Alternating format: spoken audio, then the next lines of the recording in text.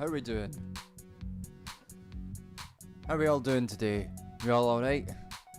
Surviving?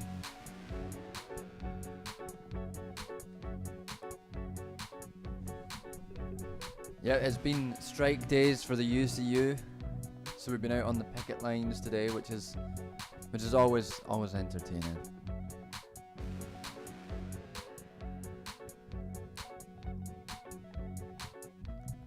I guess we'll start. Oh no, not a migraine. That sucks.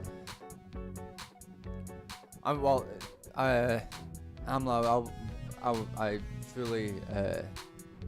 fully sympathise with that. I'll tell you about my migraine story in a bit when I tell you about last week, which was one of a very bad week for John. This week's been better, but last week was hard, and we're going to talk about that in a bit once I get the wine on. But god damn, I hate migraines. Shall we start with the wine then? How many folk have we got in? Big up the strikes, absolutely. Let's see. How many folk have we got in here? Why is it not saying?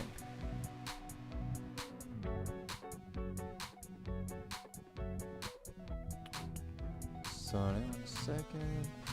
Oh, we have 22. That's a good number, 22. We can start watching at 22. Start our show with 22. So, first things first, as ever, we got some wine.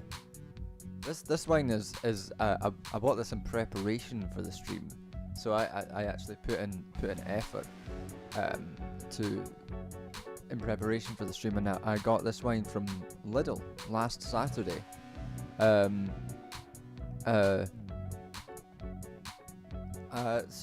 I thought it was prep wine. I thought it was going to be only £3 because it was supposed to be on deal from down from like £4.75 to £3, but I bought the wrong wine and instead it was like £5, which is still fairly cheap.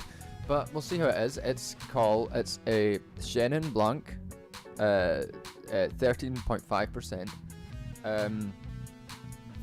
From hello Punko, how's it going? The reference, I'm not even really paying attention to that. It's from Swartland, South Africa, and it's selected by a winemaker whose signature I can't read, but it's got a little zebra on it, which is nice. So we'll crack it open and see how it is. I've got high hopes, so if this is bad, I am going to be really disappointed. Normally I just assume the wine's going to be bad, so if this one is actually bad, I'm going to be disappointed.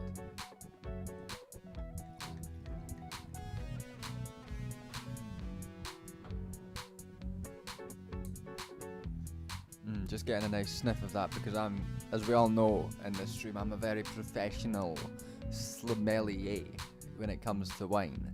I take all the palettes, I'll sniff all the bouquets, and I really get the taste.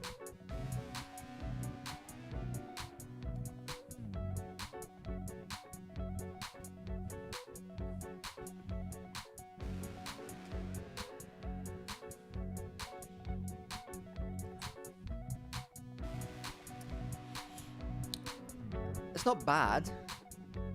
It's not the worst. It's Benjamin Wenham, JD, living wine trash can. You know, the other week, I was like, me and a couple of other of my PhD group were out with our supervisor, and he turns to one of them and says, just some good advice. I was just telling a story about my life, and my supervisor turns and says, "Oh, bit of good advice for you here is if John tells you a story, do the opposite of what John says, because all of his stories end terribly." And I thought that was really rude. I mean, it's not untrue, but it's still rude.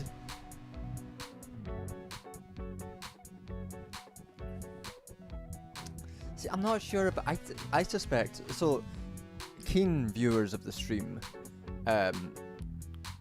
will remember last week, the wine that we had last week got worse as I drank more of it, which is the sign of a not great wine if you've been drinking a lot of it and the taste only gets worse, because the opposite should happen. But this, I feel like, is going to get better. Like, I feel like the flavour of this is going to improve the more I drink of it. I'm very tired, so that might help as well, but I have a feeling this is going to get better as I drink more of it. It's not terrible, but it's not the best. I'm not drinking it and going like, lovely. I feel like it'll get better.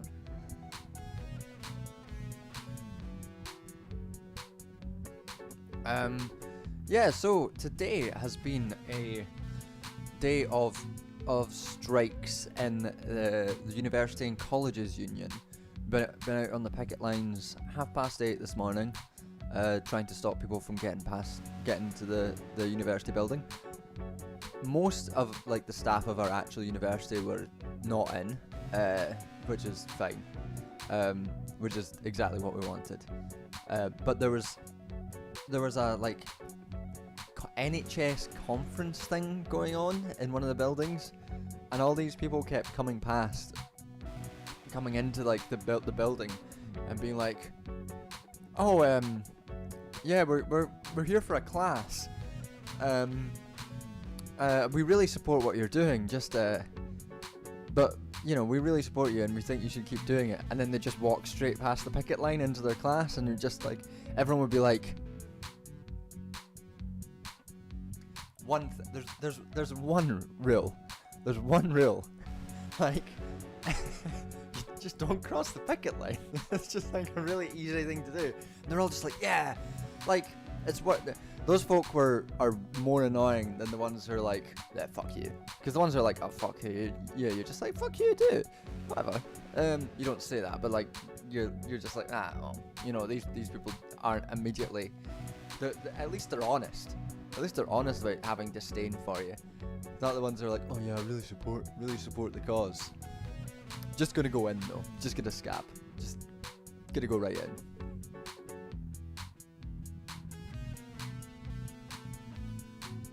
It's yeah, that was annoying. But our picket ended quite early because my university doesn't have any undergraduate students. It's not got any classes going past, and there's not that many people who come in throughout the day except between at the start of the work day.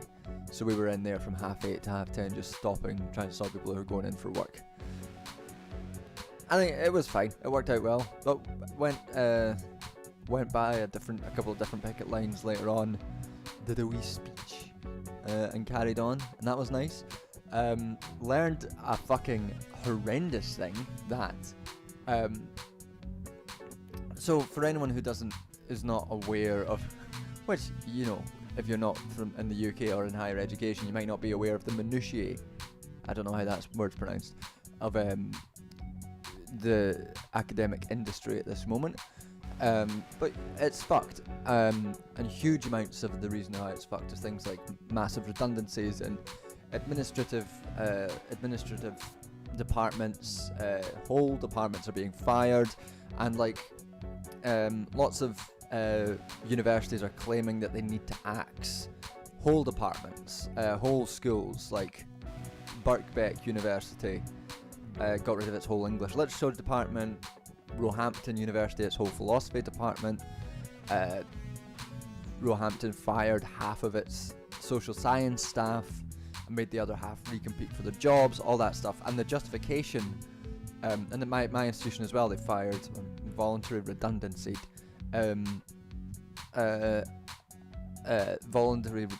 half the administrative staff, and now the administrative staff are in constant disarray. And because I'm also a student rep for my cohort, I get all the complaints about how bad administration is doing and how it's fucked up. So I got all this shit. And I learned today that There is a big infrastructural project at my university. I say big infrastructural project. There's a bullshit infrastructural project to build like a really rubbish sort of structure on campus.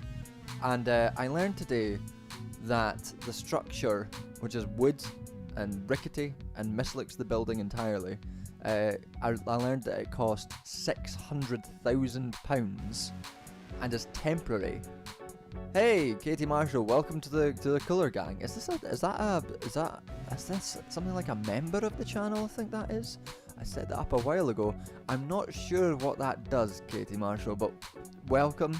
I hope you enjoy whatever that is. I should probably know. I need to get on that. Anyway, it cost this infrastructural project cost £600,000 and is only going to exist until 2025. I also learned that £600,000 that it was built, that they used to build it, was supposed to be and could have been used for a cost of living bonus for members of staff. But instead they built a fucking rubbish thing that nobody cares about, and everyone's very mad at it. So I learned that little bit of gossip today, and I texted my supervisor those details, and he was just like, bastards, absolute bastards. Oh man, ooh, sorry. I swear this wine will get better. I prefer it when I've got good wine on stream, not just for me, but for you as well, because I don't like it. I don't like you having to see me suffer through a wine. So I promise I won't complain about this, and it will get better. I will train myself into it. Before I tell though, the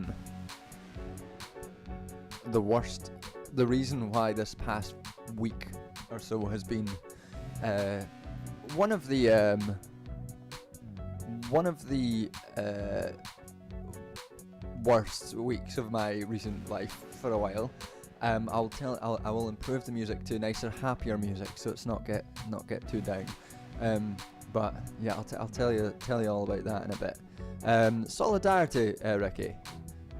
Graduate worker and just unionised. We're in the middle of a work to rule because we are legally barred from striking. Fuck that. Yeah, solidarity to you. And if anyone's aware of UVW Union as well, I've got some friends who are workers at UVW Union. They're currently in striking against their, or in have a complaint against their union because the union has mismanaged a whole load of funds and is making a bunch of union workers redundant. So if anyone's got anything to chip into the UVW, that's United Voices for Workers strike fund, go for that as well. That'll be a good shout for solidarity stuff. I'm gonna make the music a bit happier before I tell my incredibly frustrating, anger-inducing story, which was hit me onto the knocked me over last week.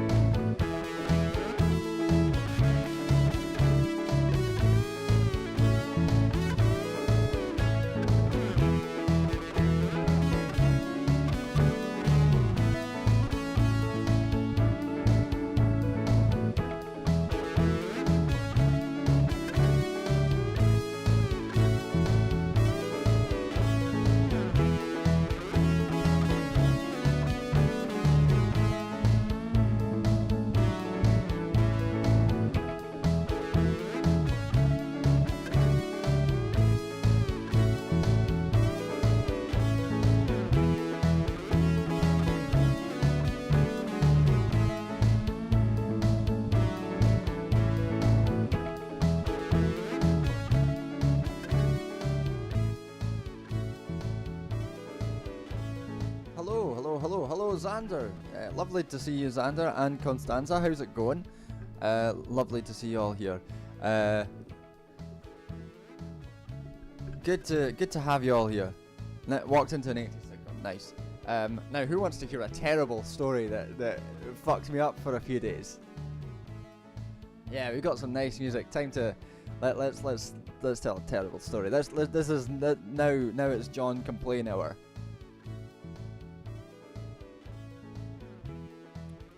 So, so last week, I was due to have and some of you might have seen my breakdown about this on Twitter to some extent. I had a job interview. I was supposed to have a job interview. It was an interview for a postgraduate teaching assistant job. Something I was extremely confident for the interview. I did so much prep. I looked up the course. I had pinpointed exactly the course material, stuff that was hashtag free hoots exactly. I had come up with all the course material that related to my topic, stuff that I taught before, stuff that I could teach, even particular readings in the course booklets for this job. I'd prepared which stuff I found interesting, which stuff I'd read before, stuff I'd engaged with before, and I'd looked up the interview panel, I'd looked at their research output, and I'd related it to my own. I'd come up with questions for them. I'd done loads and loads of work for this job interview. I was really confident, and I was quite excited for it as well. And the time came for the interview. It was a Zoom interview, and I clicked on the link that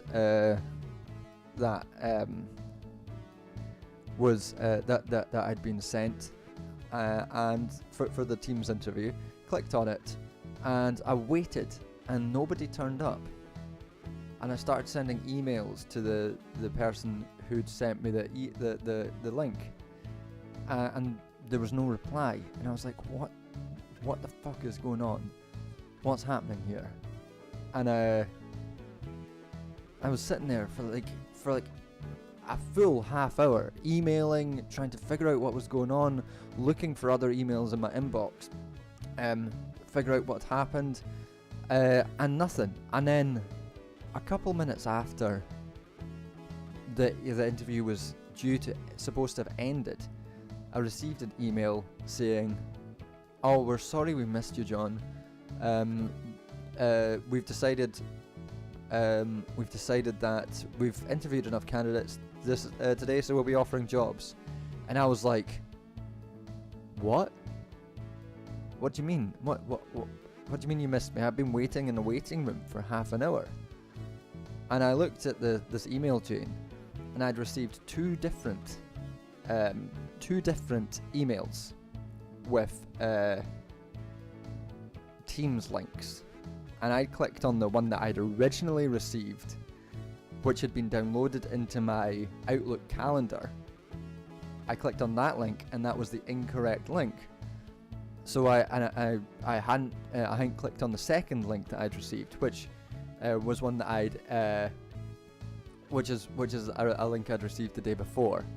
And I emailed back, and I was like, "I'm really confused. I was in a waiting room, and I don't know what happened." And a few minutes later after that, I was like, "I've figured out what's happened. I've been sent two conflicting links here.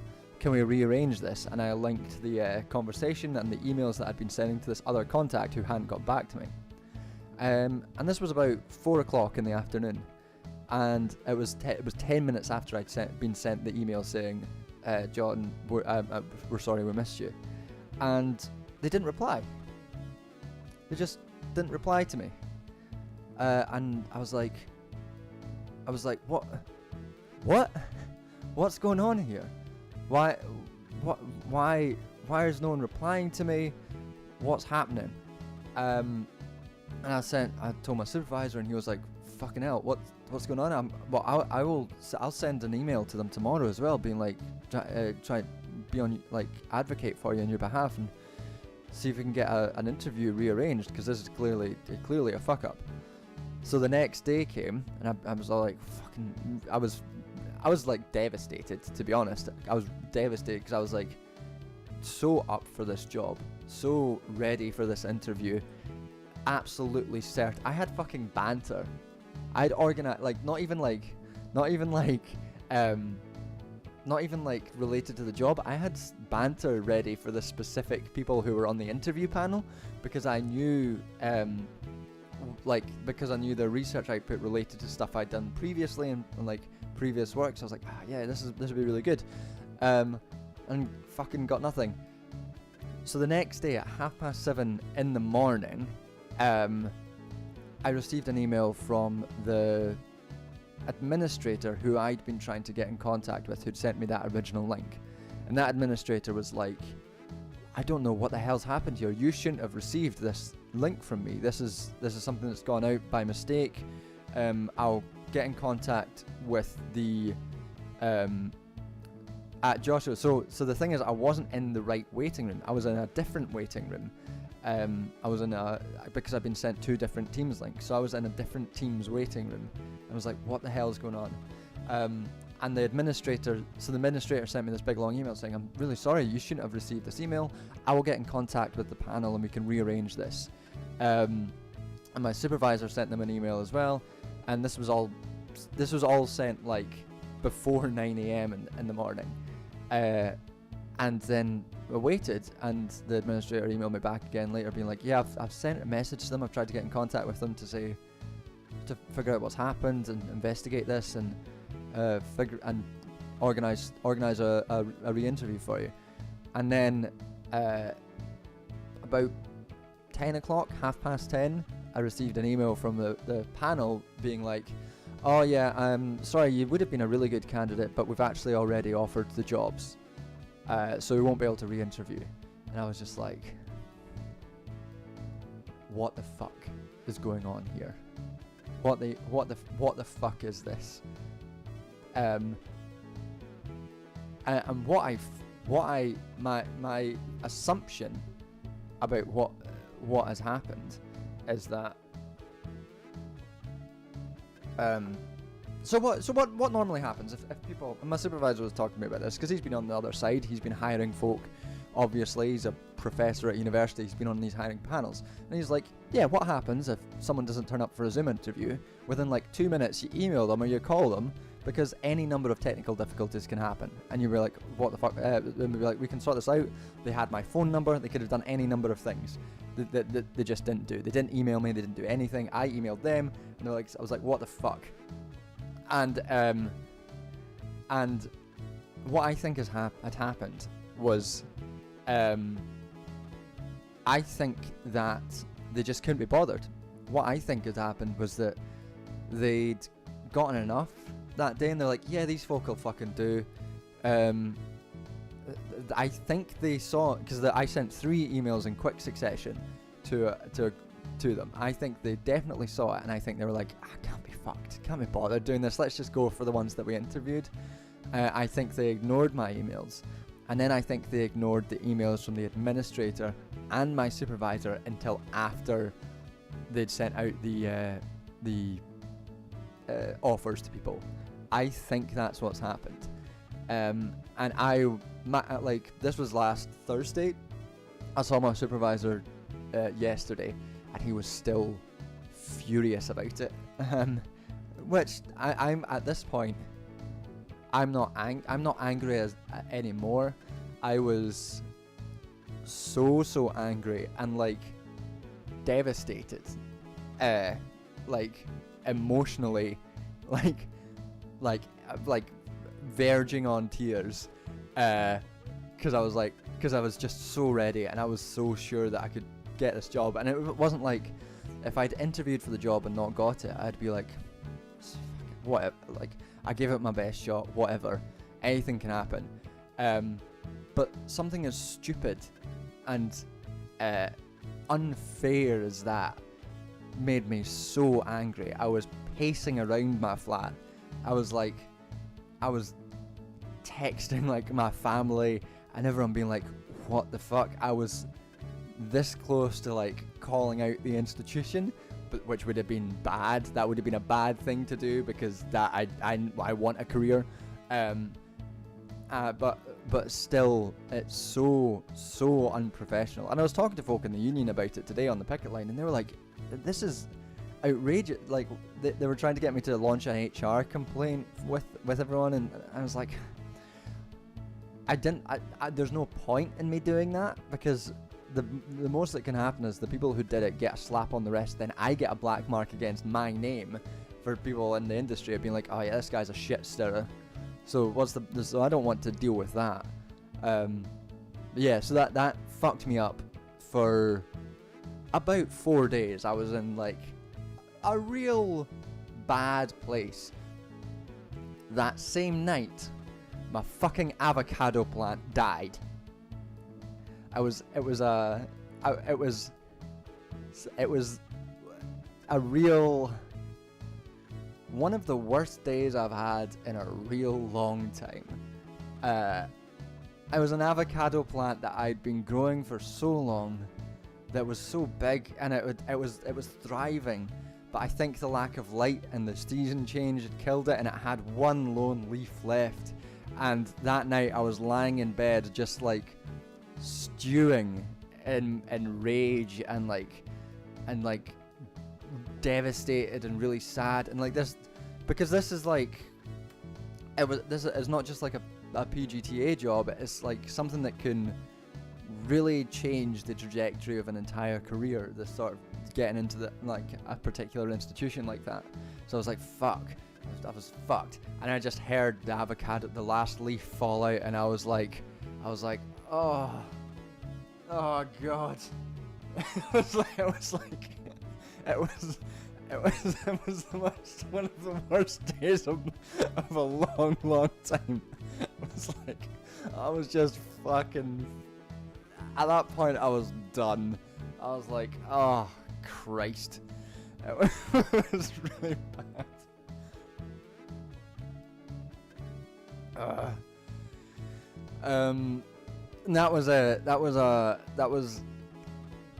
That whole week was a difficult week. Like, talking about migraines, earlier in that week, I was going to meet up with folk at the pub, and as I was leaving the house, I got hit with a migraine so bad.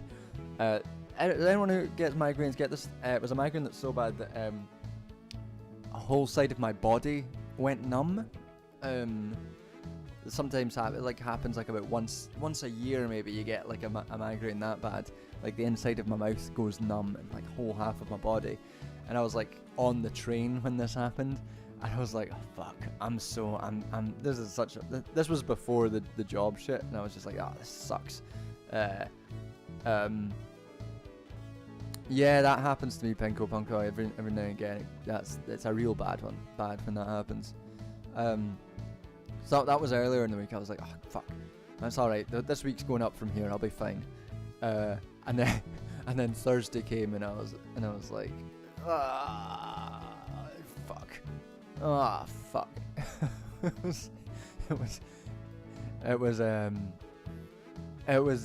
was a tough old week for John. A real negative time in my life.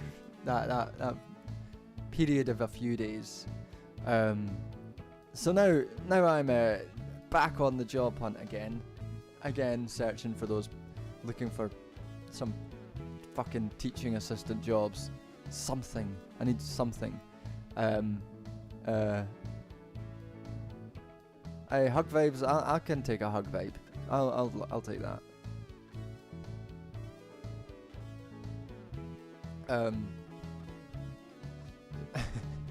So this is why I needed the slightly upbeat music, because if there was anything other than upbeat music right now, this story is literally too miserable to share on stream.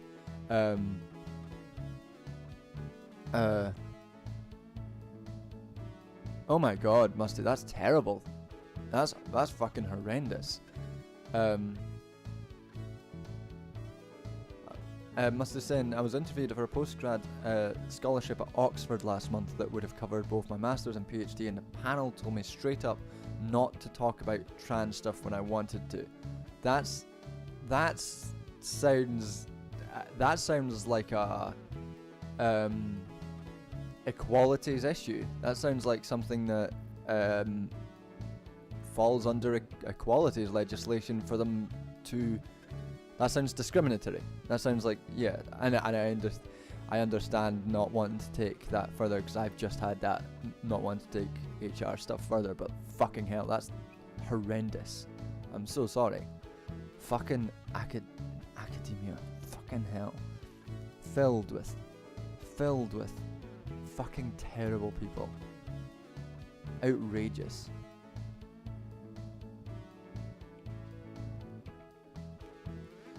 Only because it matters, I quit an academic hiring committee a couple of weeks ago because of disrespect from committee members towards applicants and one another.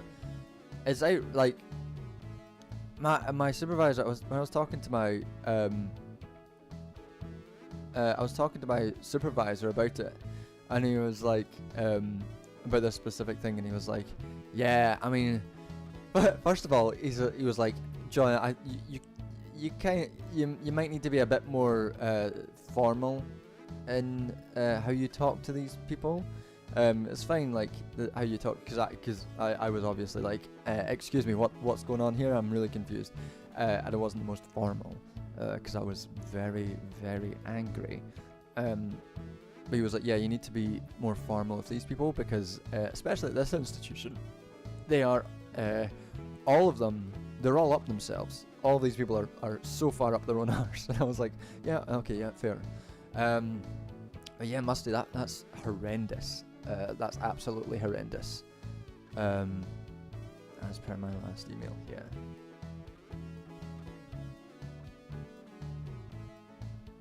Ugh. Fucking academia. Fucking academia.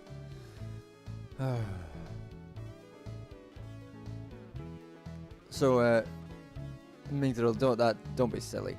Academic qualifications don't mean anyone's smart. One of the most revealing things about spending time with people who have high levels of academic qualifications is there absolutely does not guarantee that these people are smarter than you in any way. In fact, I used to think that about before I started doing a PhD. I was like, I'm not smart enough to do this. This is for smart folk. I've never performed brilliantly at university. I did enough to get by, whatever. And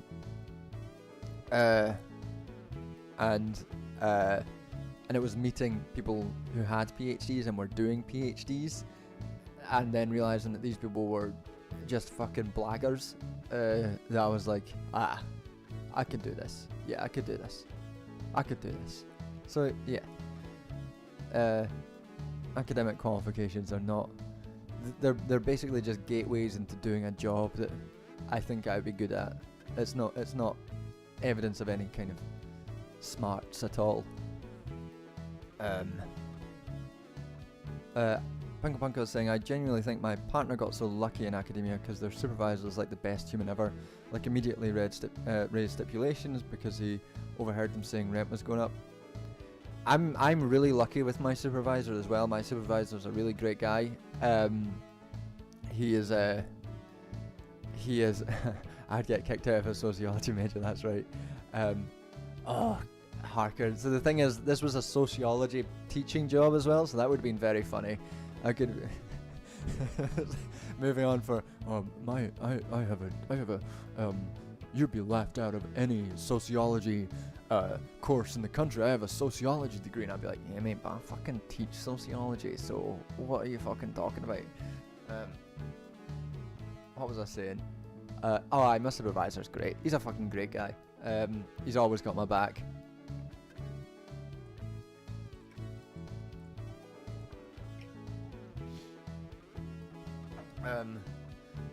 So I was,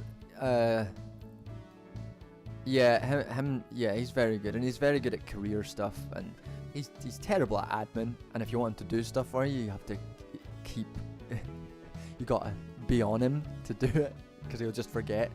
But when you remind him, he's excellent.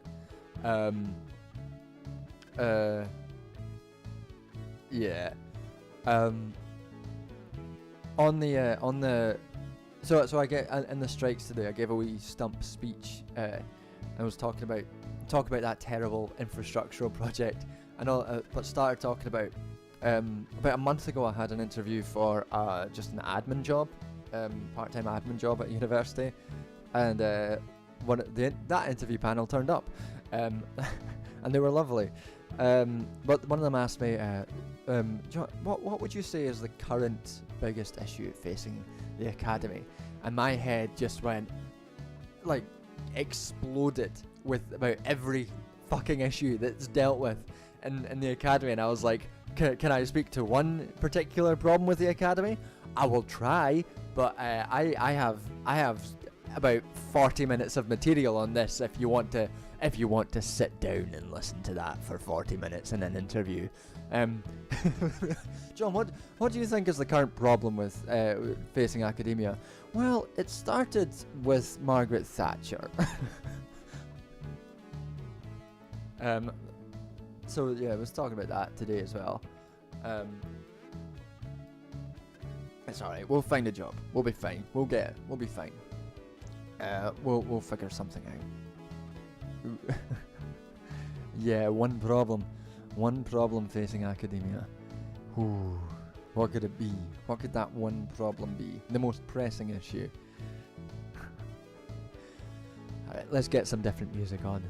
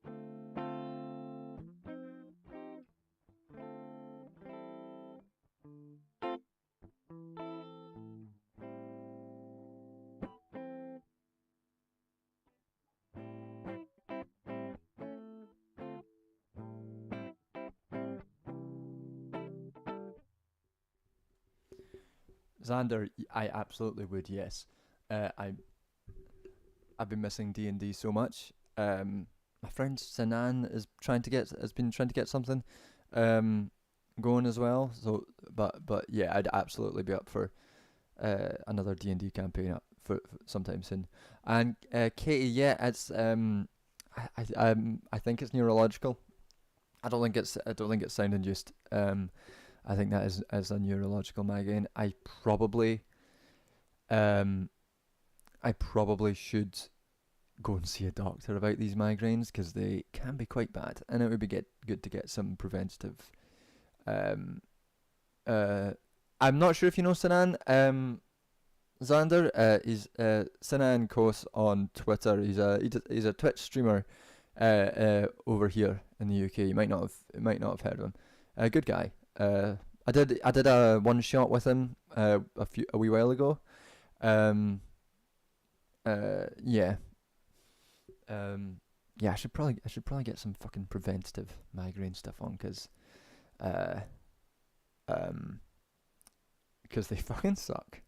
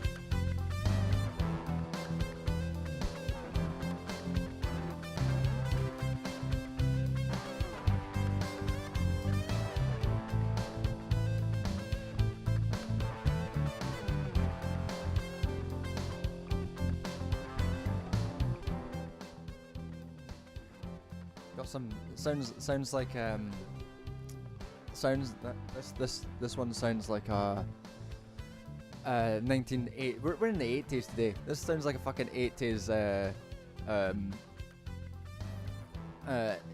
like action film.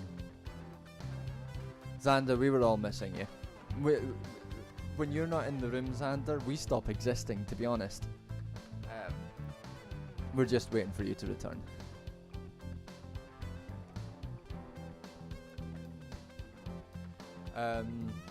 Yeah, exactly.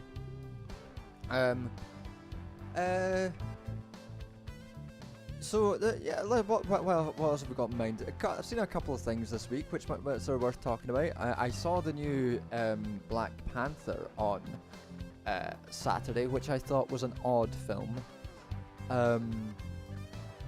It was a strange film. It was a sort of like, in terms of Marvel films, it was definitely better than most of them. Yeah,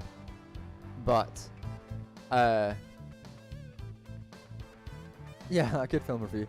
Yeah, it was better than most of them, but it was so the first thing to say is, like, a film in which the bad guys are a group of indigenous people who want to get revenge and murder everyone. You know, maybe a bit of thought could have gone in there. You know, it's nice that lots of indigenous actors and indigenous folk got some screen time, and it, yeah, it is Penko Punko.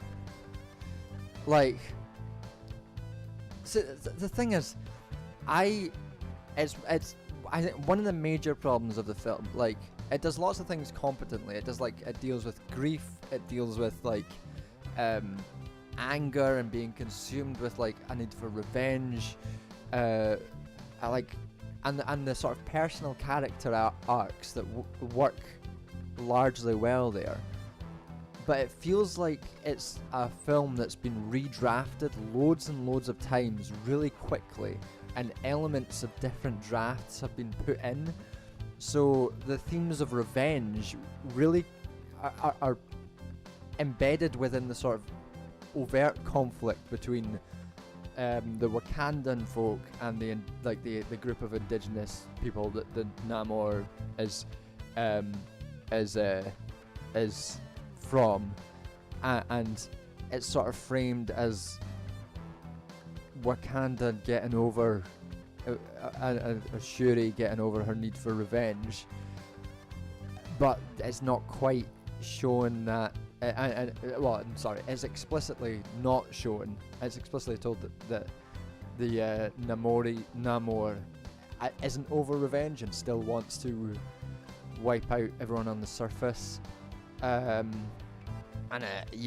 It doesn't really work. And there's, like, elements of things like random scenes here and there. Like, there's a scene where the Queen, the Queen tells off one of the characters and, like, strips of her of her role, but, like, it doesn't make sense within, like, it would make sense in a different film in which, like, the, like, grief and like the undoing of the nation of Wakanda through the grief and through the turmoil of that stuff, if that was, like, what the film was about, then the scene would make sense. But it doesn't. That's not what the film's about, so it doesn't make sense. And, like, part of the reason why I'm so sure this is about drafts is that the title Wakanda Forever has no bearing on the actual movie. Like, it sounds like a title of a movie that's about the nation itself struggling through in the wake of the death of Chadwick Boseman's character, and it feels like a film that would be about the internal conflict and the internal strife and the undoing of things. Hiya, Sinan, how's it going? Xander, that SK the Crusader, that's Sinan. We were talking about D&D, Sinan. Yeah, and like that, it feels like that's what that would be from, but that's not what the film actually ends up being. So there's like things like that don't make sense, and it's kind of weird. And yeah, I think my other sort of major criticism of it is that, man, they don't know how to make things look good. Like, they do a big tour of the underwater world, and it's so dingy. It's like, how could, like, if you want to, and this is a problem with like Wakanda as well, it just looks like a normal city. It's like, what, have some imagination. How would an alternative city which arose in an almost like parallel world, unbound by the sort of forces that forge modern cities, how would that actually look? And they don't really deal with that, and like the underwater stuff is just dingy and rubbish. I think internal exile should be a valid sentence in UK law. Imagine being sentenced to exile in Shetland. I mean, that's where my family's from. That's where my mum's from. She escaped, I guess. Lots of English people go up there.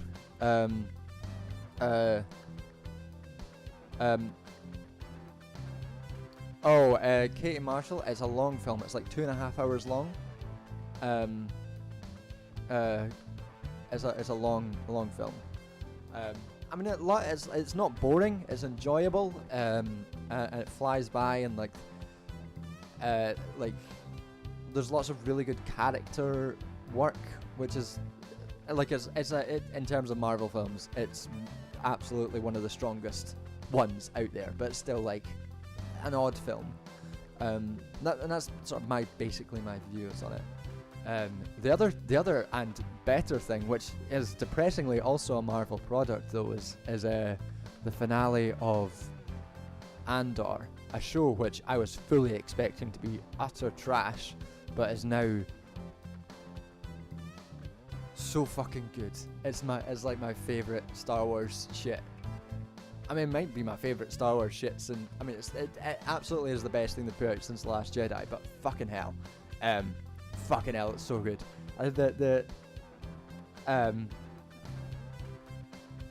Really, that's very funny, Sinan.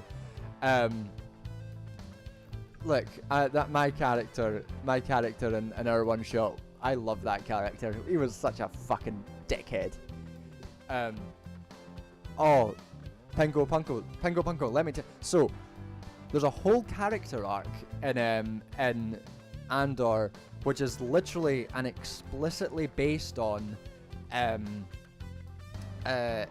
Stalin robbing banks to fund the Bolsheviks.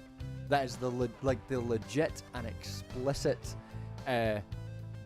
thing that like sort of plot arc is based on. One of the characters is explicitly based on Trotsky, and he's a darling little child, Nemec. He writes this manifesto. He's like framed as being like a naive, idealistic revolutionary, and they say they only based this naive, idealistic revolutionary on Trotsky, which I think is so funny in so many ways, but also fucking rules. It has like a whole plot arc, like about the Highland clearances, and I was watching this. Bizarre. What a bizarre thing! Like, I was watching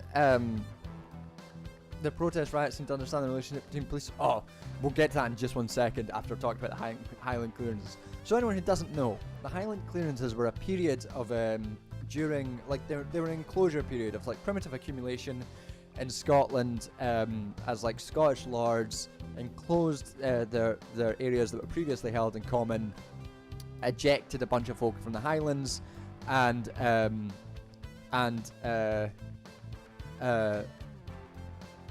Yeah, Len disagreed with his idea, but they did it anyway. It's so fucking good. It's such a fucking good show. God damn it, it's so good. So the Highland clearances were like they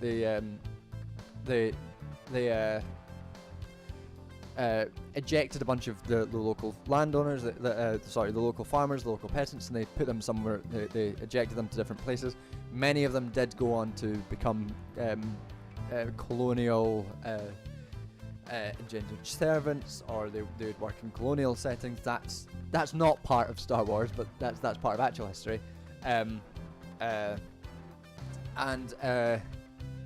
So I was watching Andor. It's like the 3rd episode or something, and they're walking through this like countryside, and I was like, oh, that looks like Scotland. Wonder where that was filmed.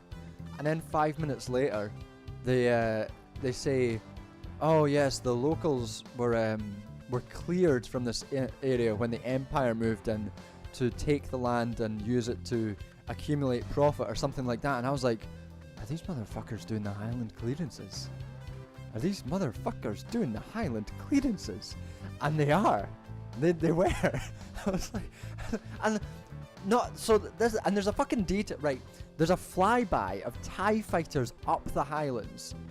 This is a thing that happens in the Scottish Highlands all the time.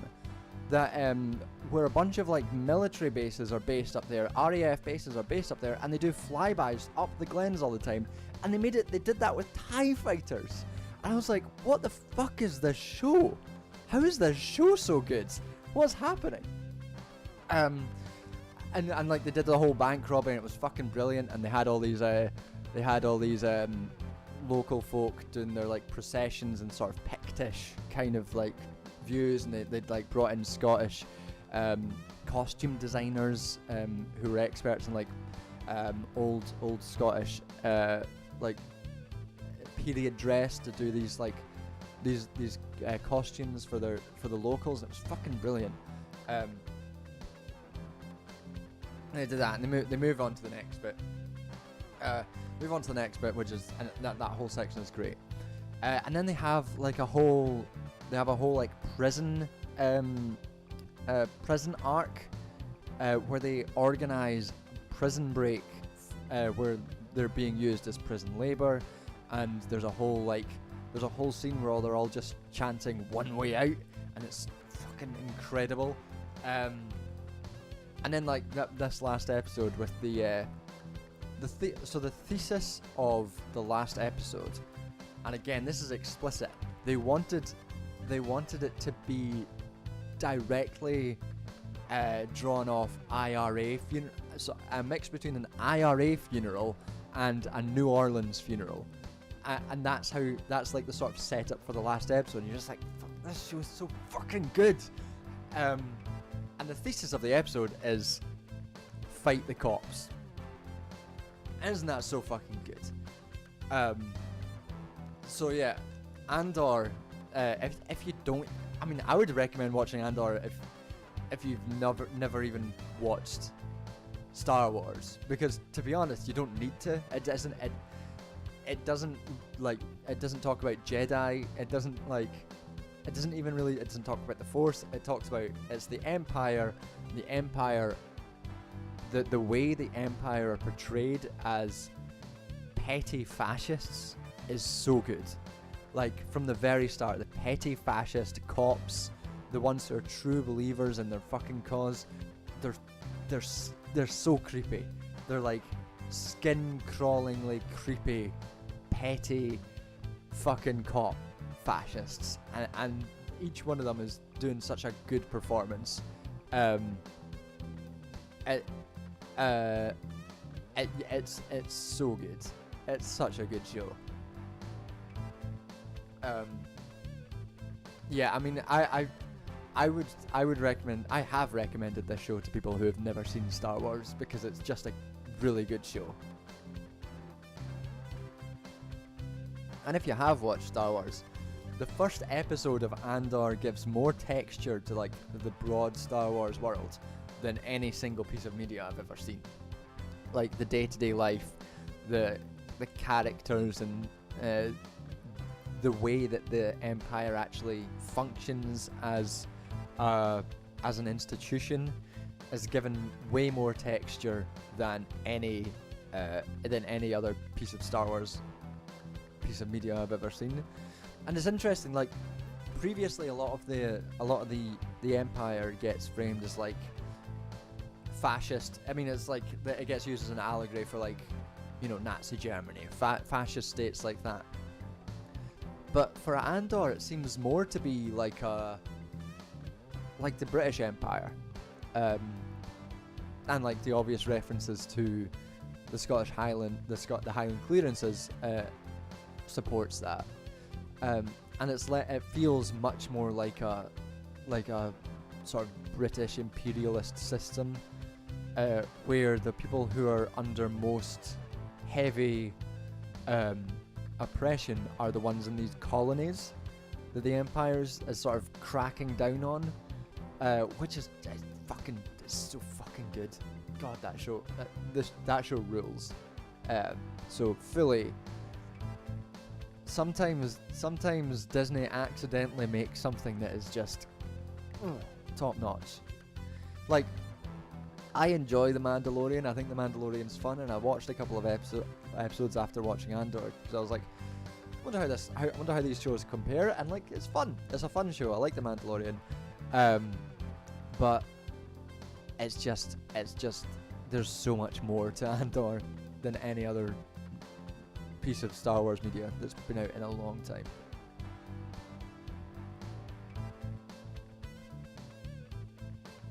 The Jedi are the least interesting parts of Star Wars to me. I think Rian Johnson almost managed to make the Jedi interesting before he got taken off. Do I think Disney understood what they were making with Andor? I mean, I think Disney knew. I think Disney knew that they'd make something that would make them money. Like, I don't think Disney cares if their media has particular messages. I think that they just hired people who were competent at what they did, and those and from what it sounds like, those people were basically just did their job with very little sort of oversight or studio interference, which has allowed them to make something that is just really good. I mean, like, as ever, consuming consuming media like that, which may have like a revolutionary message, is not in itself revolutionary. It's just a good show that's fun to watch, and I recommend it. It's not going to do anything, but it's a very good show. Studios make stuff that makes them money. There's nothing. I've seen a few people be like, "Oh, it's so depressing that it's like people are like, yeah, Disney making something like that is actually worse than them making propaganda because it means they feel safe." And it's like, no, not really. It just means that they make money. They don't really. They always felt they're like a monopoly, a corporate monopoly, and they've always felt safe doing that shit. It's not times when studios haven't felt safe doing that stuff is during the witch hunts, the McCarthy witch hunts. But aside from that, they do what they fucking want.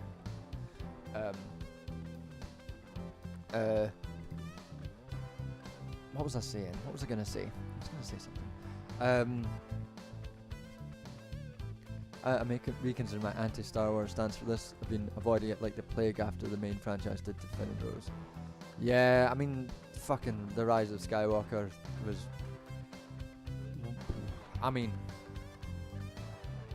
I think I've talked about this before on stream. The Rise of Skywalker as a single film is still probably more competent than at least two of the prequels, but what makes it bad is that it took something interesting and shat on it. They should have just given it to Rian Johnson. I think the Jedi can be interesting. Like I think that there's interesting stuff to be done with them, and let's be honest, space wizards with laser swords fucking rule. It's fun, you know. But yeah, but Andor is extremely good, and well worth it.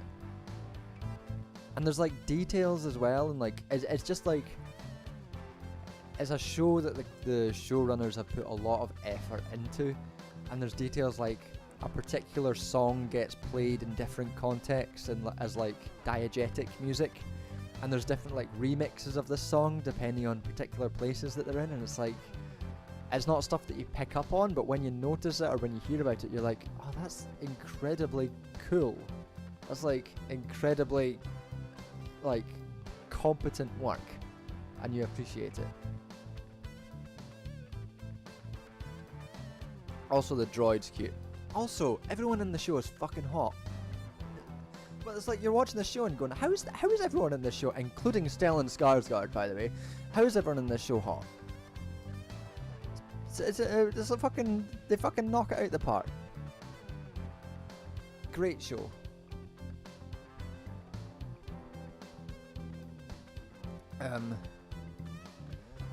Yeah, that's it, in terms of media this week. That's the good stuff.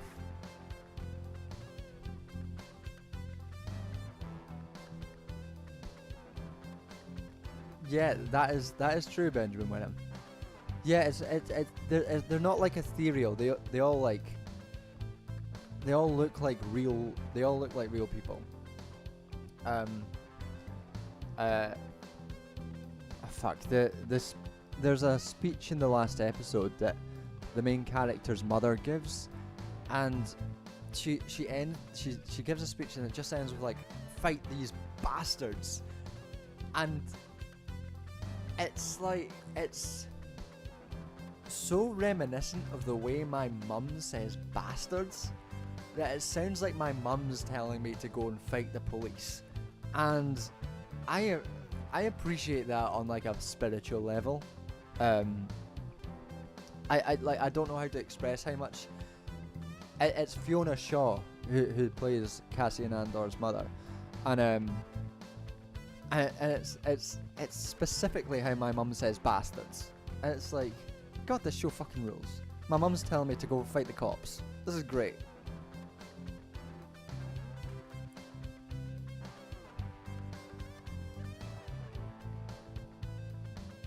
Fiona Shaw is great.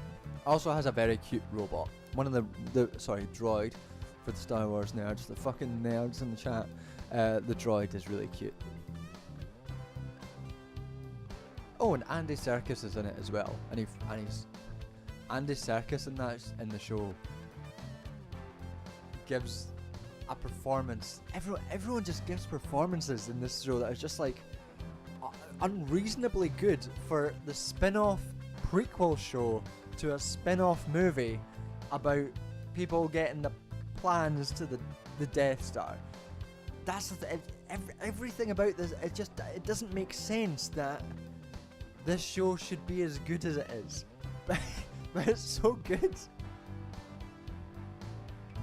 Everyone was like last year. They're like, oh yeah, we're all looking forward to Boba Fett and Obi-Wan Kenobi. And then there's this Cassian Andor show. Who was Cassian Andor?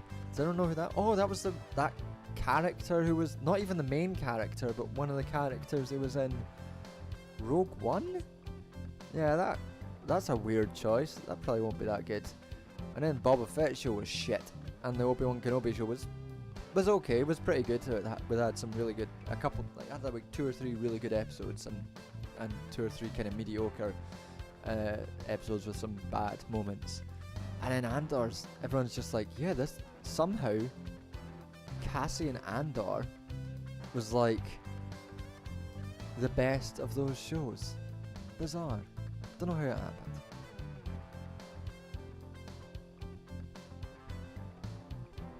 Alright.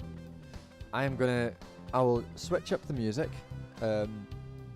Anyone who wants any questions or topics to talk about, I'll try to have a think about anything else to chat about while I come up with a new track. Um, we're still steering clear of being annoyed about about life, and we'll keep on the vibe of being um, uh, keep on in the good vibes. Rogue One is the best post-original trilogy stuff before Andor. I mean, I still think The Last Jedi is the best Star Wars film since the original trilogy. But Rogue One was, I did enjoy Rogue One, as well. It wasn't, Rogue One was fun, and it had good bits and pieces. But Rogue One is nowhere near as good as Andor is as a show, and I still think it wasn't as good as The Last Jedi.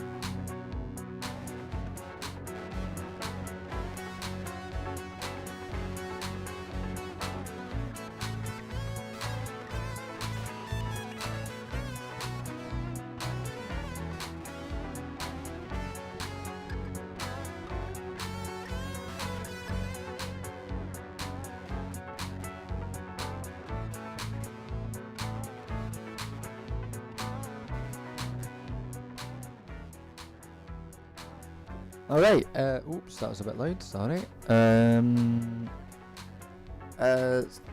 Katie Marshall had a super chat and a question. Super chats, cheers to the super chats. Before I answer the question, glad to say the wine is tasting better at this point, as opposed to the last wine, which tasted worse the more I drink it. This wine is tasting better, so we're positive. We're getting good. We're positive. We're feeling good. Chances of a general strike here. So a general strike is a difficult thing to organise, which is the issue. I know that there has been chat about it from people I know who work in unions right now. There has been some chat about it, some push for it, a recognition that that sort of action is needed.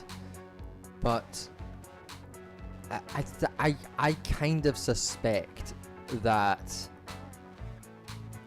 that kind of action isn't going to happen through the normal means of, like, I think that a widespread action that we're going to see is probably going to be spurned on by widespread social unrest, which then unions decide to jump on the moment.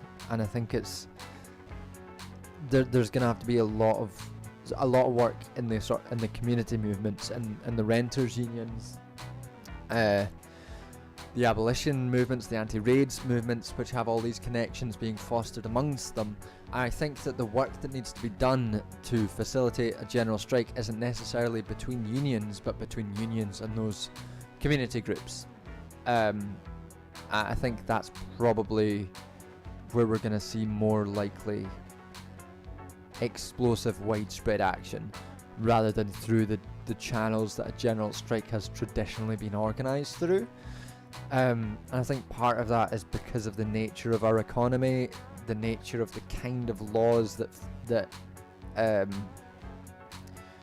hem in union action at this point. Like, to get to ballot for a strike like that would be incredibly difficult because of the specifics of UK labour laws. Because our labour laws are terrible.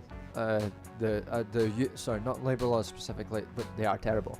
But the union laws, the amount of shit and hoops that unions have to jump through to legally be allowed to strike, and the type of ballots that you have to do, and the number of people, the percentage of the union that have to be balloted, the rate of response, the threshold over which unions have to reach for a yes vote before they're legally allowed to ballot, before they're legally allowed to strike. They're all really, really challenging, and I suspect that wildcats are illegal. Yeah, they're illegal. I suspect that any kind of general strike action, widespread action, is gonna be driven by illegal action. I think it's just gonna have to. I think that's just a necessity of what has happened. The hemming in of union rules, union laws, and I think that's probably why. It's going to be pushed by these community groups first. I think that's probably the case, because until the moment has been, the union can organise them, but it can't organise them necessarily in this moment. The union has the networks of connections capable to organise it, but at a moment when we're still operating within the confines of the law, they're not going to. So I think it's gonna. I think that the unions will play a part in organising it, but it's probably going to be a part that is pushed initially by mass, probably rioting, to be honest. We can say demonstrations. There'll probably be rioting, and that sort of rioting, and alongside demonstration, probably alongside occupation of buildings. If enough of us have done the work necessary, then it should be occupation of prisons as well, hopefully. The occupation of immigration detention camps, occupations of empty houses, occupations of universities, all of this stuff is the stuff that's probably going to be the flash that allows for wider general strikes. And I think we saw an almost an opportunity to almost have this when BLM was kicking off a couple of years back. I remember was Boots Riley, is that his name, who directed Sorry to Bother You, was trying to get unions involved in BLM protests because he viewed that as like a precipice, as like a flashpoint moment that could easily tip over, and I think he's right. Widespread action of that. If they use those networks, the organisations will be eliminated by. That's the gamble that has to be taken. It's the gamble that will be taken. The organisations can either fully accept that at that point, if there is wide-scale rioting and mass action, they can either accept that they are part of state apparatus that facilitates relations between worker and capital, between the worker and the state, or they can try and break with that action, break from that relationship, and become plant their flag in the ground as organisers of worker power, and that's the stake that they're going to have to take. It's going to be the smaller unions are likely going to be at the forefront of that as well. Yeah, but I fucking love the coup. The coup are so good.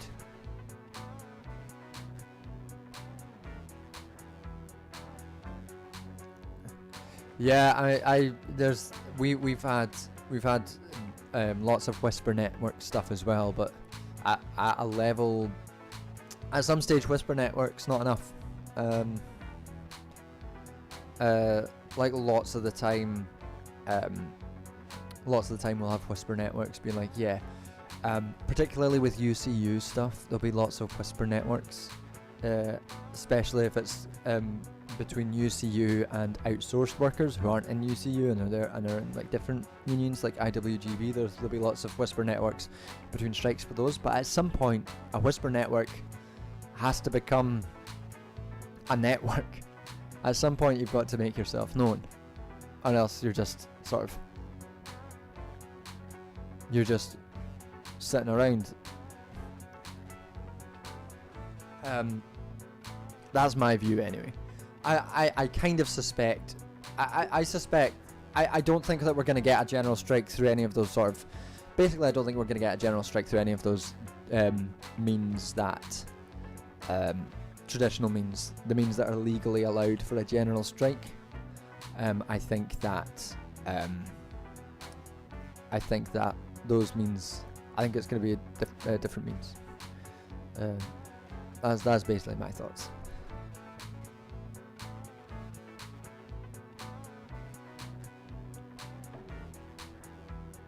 But we have got lots of radicalism at the moment.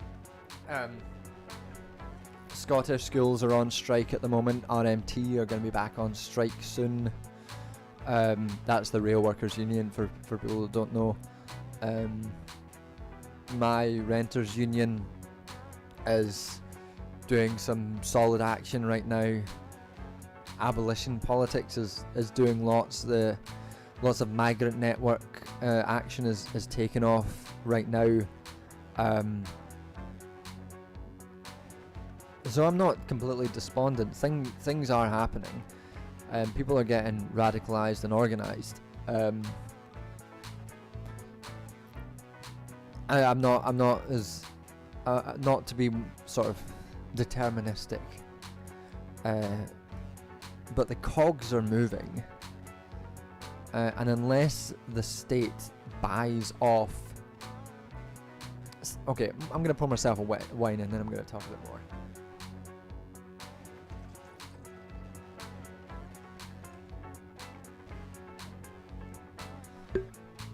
So historically, global north states, the way that they've stopped worker organisation is by providing material benefits to in the global north to white workers, to local workers over racialized ones, providing material benefits to whiteness, to nationality, to citizenship.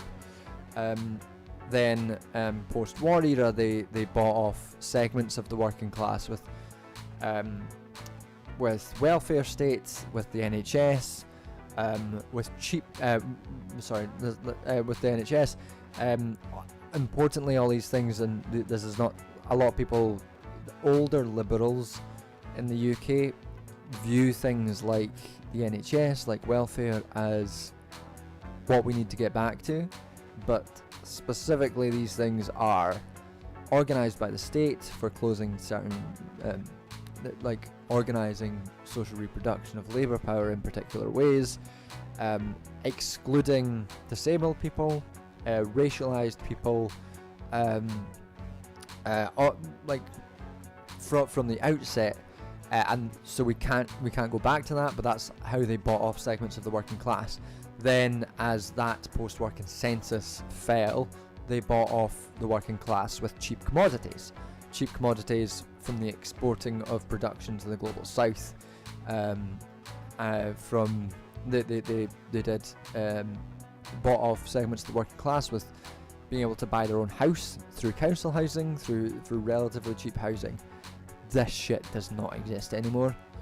The post-war consensus is dead. The cheap commodities are dead. Housing as anything that is affordable and able to be accessed cheaply is dead. Education as something which can be accessed cheaply for the purposes of social mobility is dead. There is nothing that we can be said to be being bought. Segments of the working class being bought for. So there is a ripe space to be organised. People aren't easily bought off at this moment, and the state is not going to want to buy them off. They're not going to want to give people they're not going to want to give people an NHS. They're not going to want to give people cheap housing, affordable housing. They don't even want to give people welfare anymore. And with inflation and with changes in global supply chains, with global warming affecting commodity prices, with fuel prices affecting commodity prices, they can't easily buy off the global north with cheap commodities anymore. People can't afford that. People are deeply in poverty. So how is the state going to try to buy off the working class to stabilise things? We saw a shadow of it with the energy prices, where the government capped energy price increases for the middle classes, because they saw that once you reached a certain price threshold, the middle classes were getting anxious. But they bought off the middle classes briefly there, because the Tory government needs them to be on board, but they're still unpopular. So the issue then is, how do we organise these people who are fucked? Because they're not going to buy us. We've got to make sure that we're not bought off by fascism, which is the obvious issue. It should also be clear that when they buy off the global north with fascism, they will sell that to the middle classes first. It's not something that will get sold or emerge from the working class. It'll be something that will be sold to the bourgeois first. We saw that with Trump. We saw that with Bolsonaro. We see it here all the time. But these are the stakes that are being dealt with right now. Liz the Poultry. Sorry, I was just on a rant there, and everyone's like, "It's a lovely evening. It's a lovely evening." Yeah, talk about the fucking fascists. Yeah.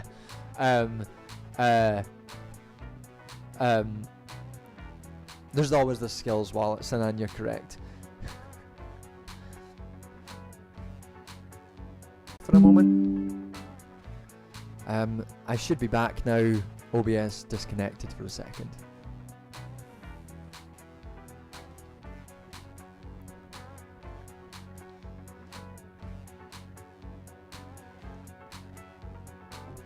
Anyway. Should be back now, should be all fine. You can tell I've been on a picket line all day, can't you? Don't worry, we're back. Yeah, anything else on anyone's minds? Anything that they want to chat about? I might change up the music again. This track's getting on me. I was talking about the appeal to the frustrated middle class. I mean, the appeal that's made to the middle classes at this. I don't think it's the middle. I don't think the frustrated middle class is being. I guess it depends on where you count the middle class. Because people earning well over median income who are fine. But depends what you mean. Median income in this country is 28 grand a year. If you're on 28 grand a year, you can still get fucked easily. Like, this cost of living shit is fucking you over. If you're on like 40 or 50, you might feel slightly uncomfortable, and then the government might buy you off with some bullshit, but the vast majority of people are under that.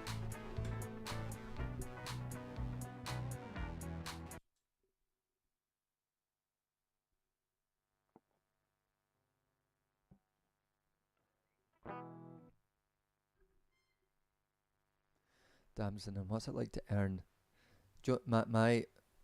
I think I calculated that I'm on like 9 grand a year, maybe 10. I'm still under the taxable threshold.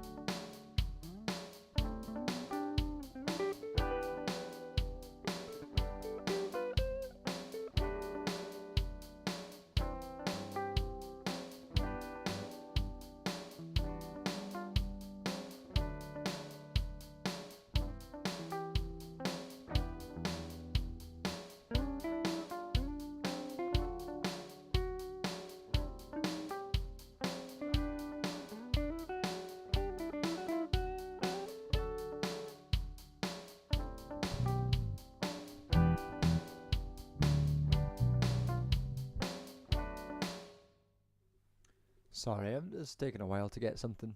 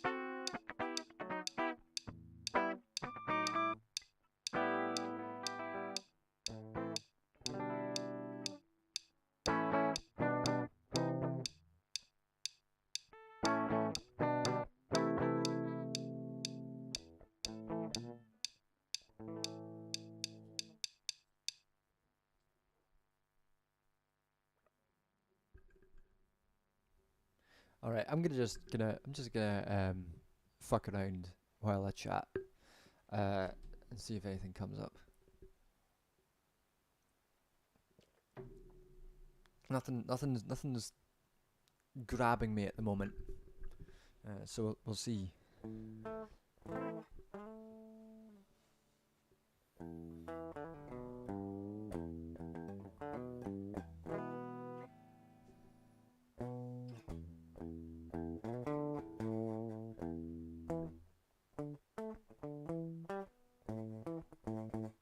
Hello, how's it going?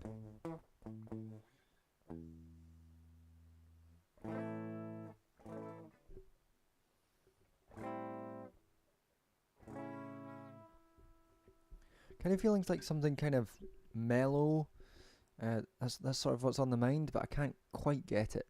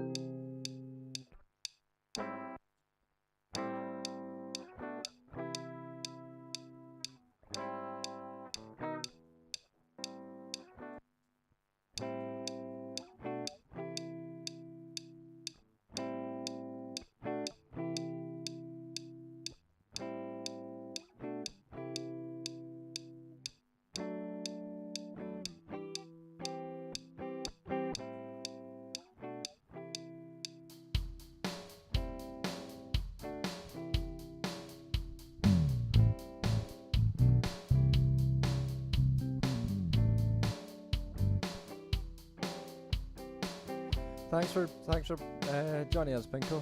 We'll see you another time.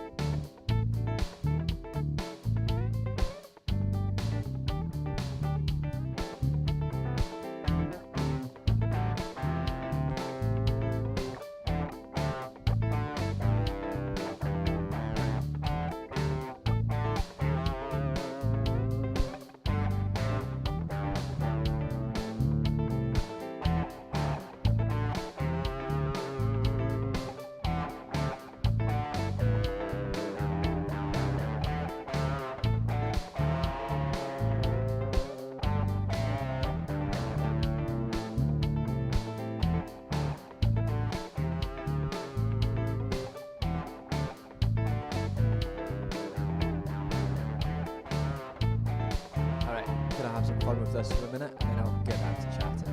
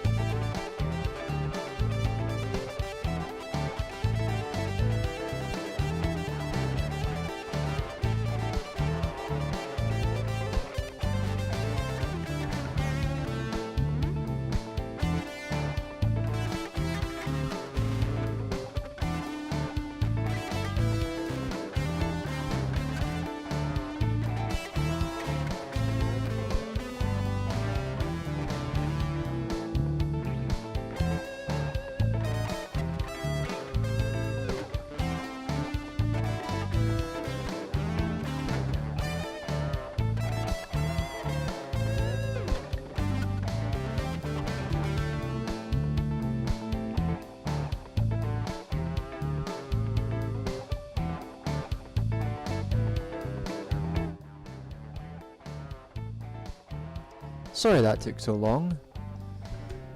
Some days some days nothing good comes. Welcome to new folk who've come in. How many of us? We've got 31 in chat. That's a good number. A good crowd. A good crowd to chat to.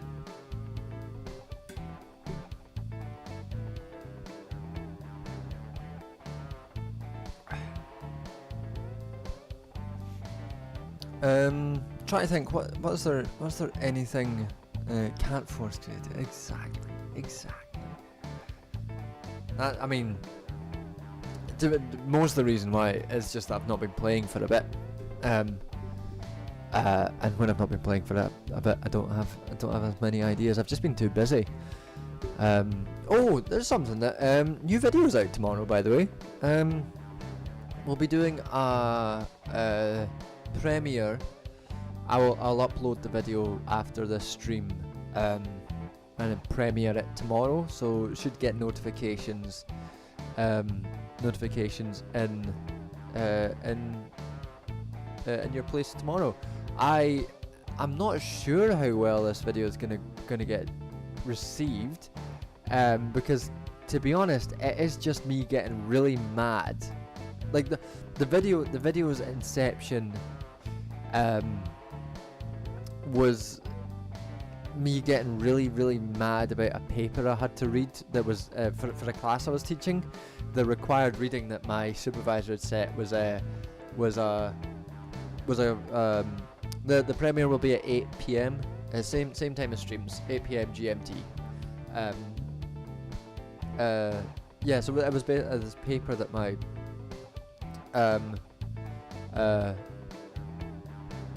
I mean, you can never it's not as it will unlikely do as well as the masculinity video, because I think that masculinity video is a particularly good one, and I'm very pleased with. I don't think a video on globalization, which has got a lot of me just being very pissed off, very annoyed. The whiteboard makes a return. We do have some whiteboard action. 2 distinct uses of the whiteboard, which is fun. Both of them sarcastic, so we enjoy that. Got some random asides about Brooklyn Nine-Nine and propaganda in there.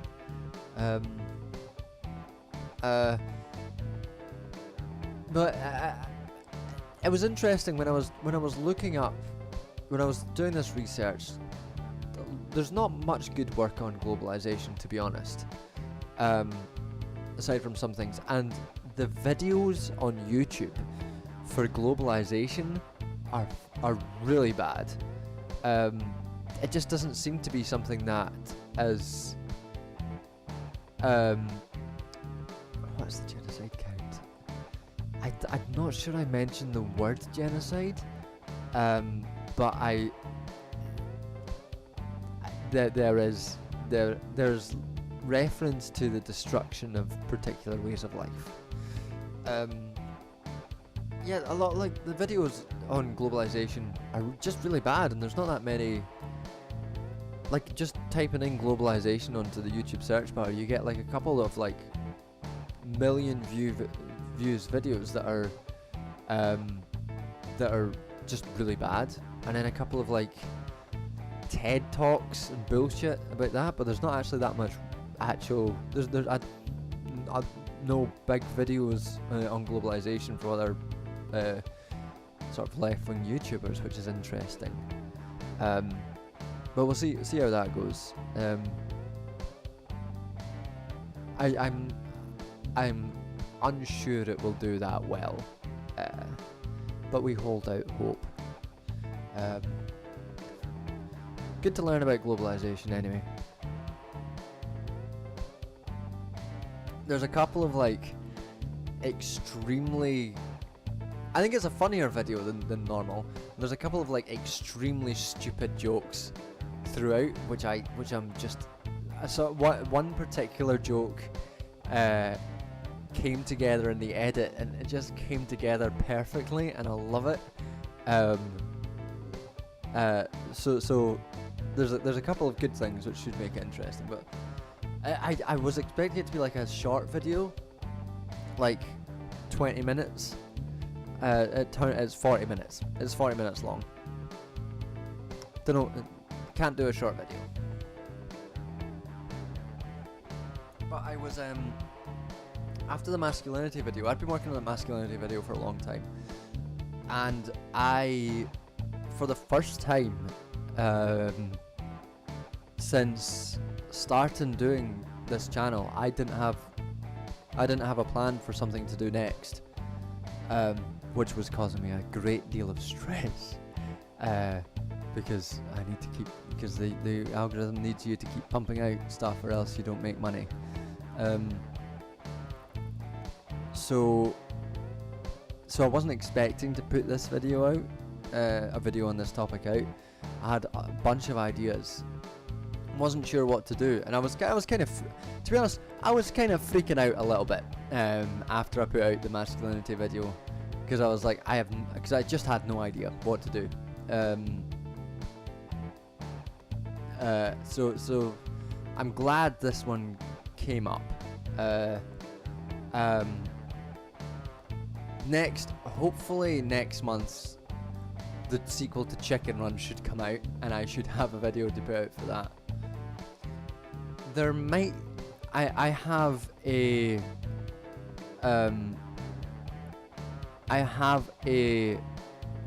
video that I know the script, I know what it's gonna be, and I know that it will do very well, and it will be a very good video, and people will be very excited about that video. But I can't do it yet for specific reasons, and that it might be the first thing I do in January of next year. So I have there's one in the tank which I need to write, and it's something that I think will be very, very good, and very worthwhile. But I can't do it yet.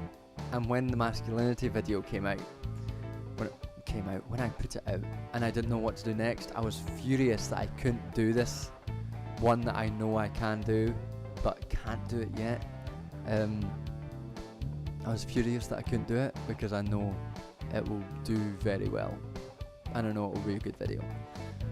But maybe January, February next year, maybe we'll get that out, and that will be a good video. But until then, we've got globalization, maybe Chicken Run 2 when Chicken Run 2 comes out. I'm not sure. I've not got any other big plans for things to do. So I'll have to get thinking. I'll have to get some reading done and get some videos out.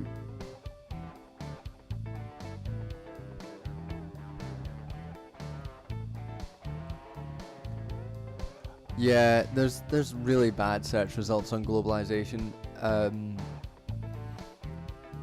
Maybe, I mean, that might be a useful thing if Return of the Chicken King, exactly. Fuck, I hope Chicken Run 2 is good. Not just for me, but for not just for videos, but I just hope, on a personal level, I hope Chicken Run 2 is good. I'm so nervous about Chicken Run 2.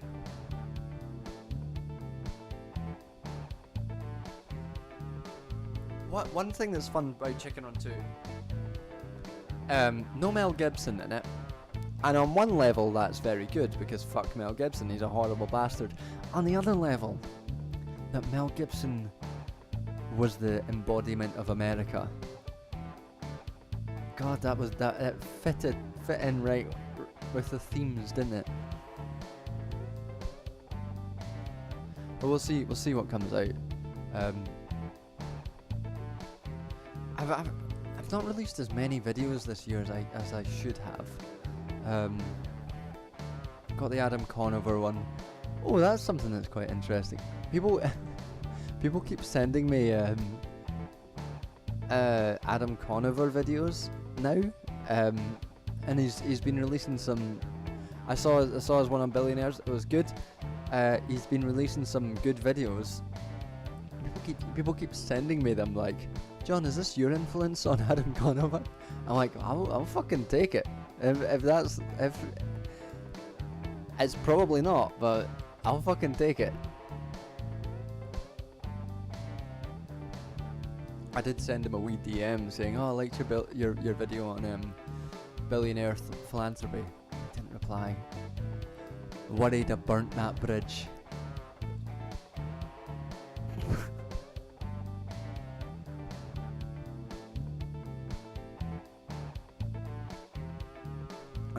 We'll see. We'll see if he forgives me for calling his Netflix show propaganda.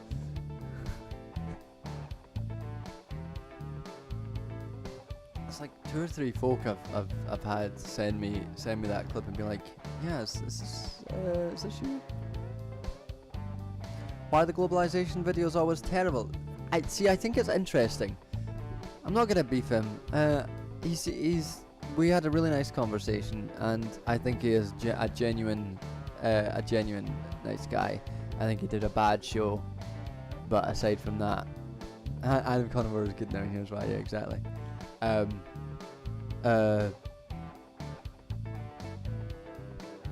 want to I'll get that in a second, Benjamin Winner. Yeah, I mean, yeah, he seemed like a very nice and very genuine guy. Don't think he meant to make liberal propaganda, but he did. And I think it's interesting that he's went much more radical in these YouTube videos. And good. I think it's good. Why are globalization videos always terrible? See, what I think it is that the word globalization has within it certain assumptions that left-wingers will call what liberals will call globalization, people on the left will call imperialism. And I think that's basically it, because if you're a left-wing thinker, a left-wing YouTuber, whatever, you will use the word imperialism to talk about the things which are globalization. And if you are liberal, you'll use globalization. I think that's why it is. So me using the word globalization and then being like, yeah, this is actually about imperialism, might carve out some space. It might be one of those videos that actually gets people who are slightly unfamiliar with left-wing views on board. Excuse me. On a technical level, when you're writing, do you use a standard script format? I do not. I write like an essay. I write like a full-on essay. If you're a Patreon subscriber and you get the draft script, you'll just see it. It's just like an essay, and I read it out. It's written differently from like if I'm writing a chapter or writing a paper or something, because I'll read it out and I will format the sentences in a way which sound better when they're spoken compared to read, which is a fun wee thing. But it's just written like an essay. I don't write it like a script. I don't have directions. I have notes at the side sometimes. What's going on? What are we celebrating?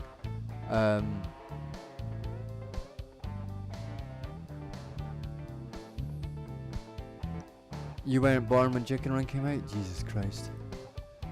Jesus Christ.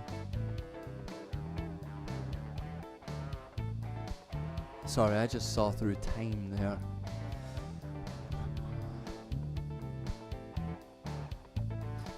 Yep. The other day I was at the gym and there was a group of folk who were complaining about how old they were, and then one of them said, "Oh yeah, you're really old, aren't you? You're like 23." And I was like,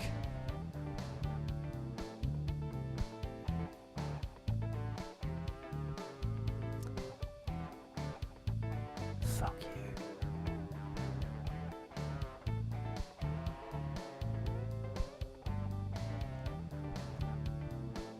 We are but dust in the cosmic wind. We are but sand dripping through the egg timer of life. We are just slowly decaying mounds of flesh.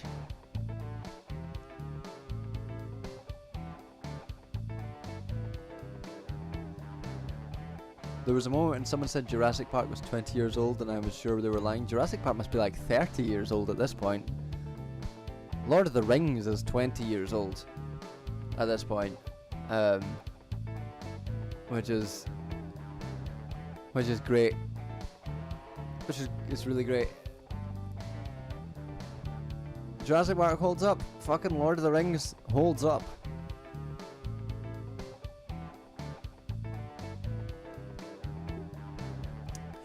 And we love to see it.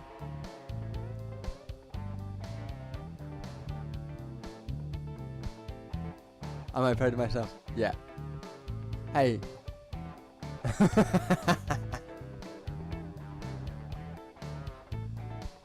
Yeah.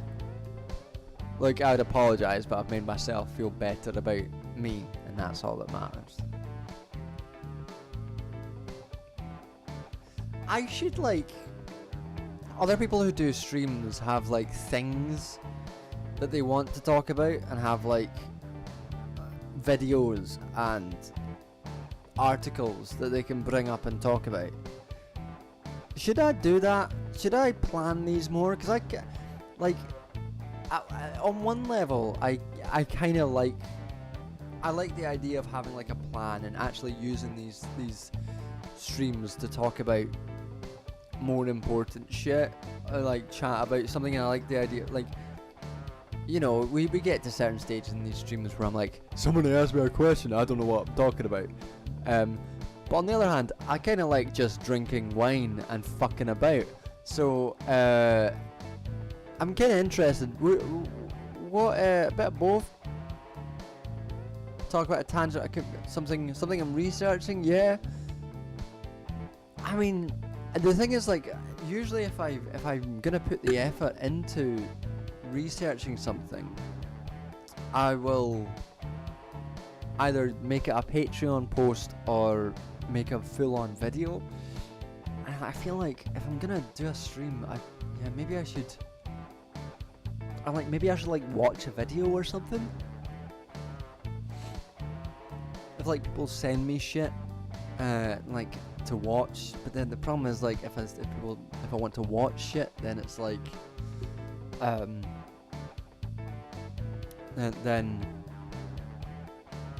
I can't play music and shit like that. Yeah.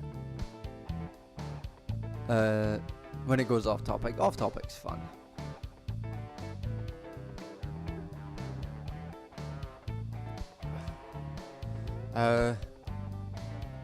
Yeah. This format's just fine.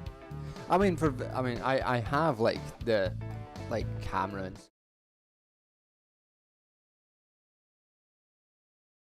and that I can do. Just ask the French about my taste in wine, they're all laughing at you. I mean, that would mean something to me, Dabble, if I cared what the fucking French thought. What are the French gonna do? Pour a thing of fucking their shitty aniseed liqueur that smells like cum. That's right, French, I'm coming for you and your shit drinks. Oh, we've got wine. Oh. What's it called? Pastis. French. Look, okay. We're gonna deal with the French right now.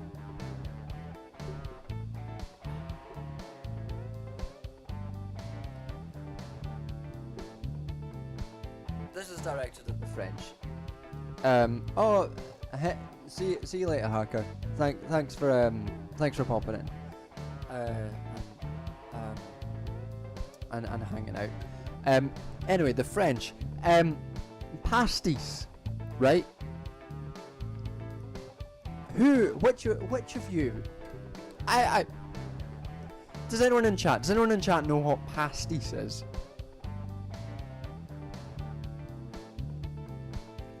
So for about 5-6 years of my life, I lived with a guy who was French Costa Rican, and he used to drink this drink called pastis. He was the only person I've ever seen order this drink. The pub that we used to go to, he'd order this drink and they fucking dusted it off the shelf every time. They're like, you want what? Pastis? What's that? And he'd point to it in the back corner and they'd be like, this thing? And they'd blow fucking dust off of it like it was the fucking fake holy grail or something. And they'd pour this thing, and this fucking clear, milky ass looking, cum looking fucking drink that smelled like aniseed would leak out of this horrible bottle, and he'd drink it and he'd sip away, and it was fucking gross, and you could smell it from like 3 feet away. That fucking pastis. I hate pastis, and I hate that I had to smell it for so long.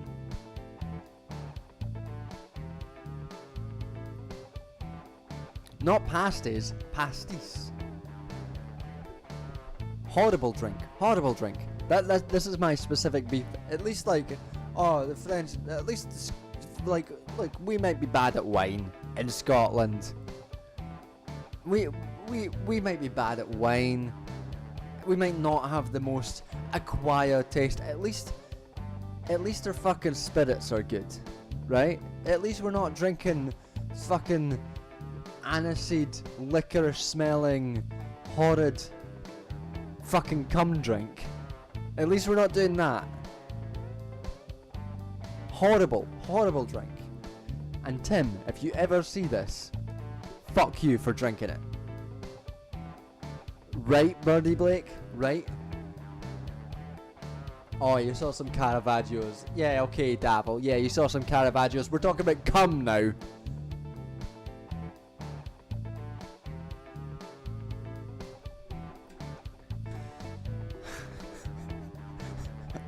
I really don't like pasties. I don't like aniseed anyway. Fucking horrible smelling shit. Paris is a horribly ableist city in terms of its accessibility, accessibility to landmarks and around the place. Not much, as like everything steps, stairs everywhere. What got me about like the Louvre was all of the signs for everything was in French and French only, and I remember like last time I left the country was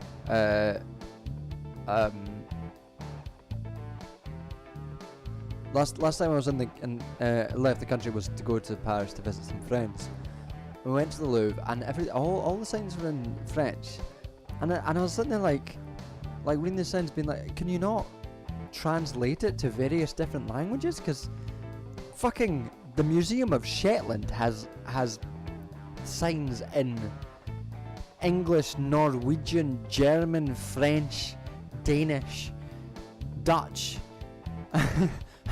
but the Louvre, the most fucking visited museum in the world, is like, no, we will only do the French. We do not. If you want to know what this is, you must speak the French. Shetland's like, what do you need? What do you need? We've got you. Don't worry.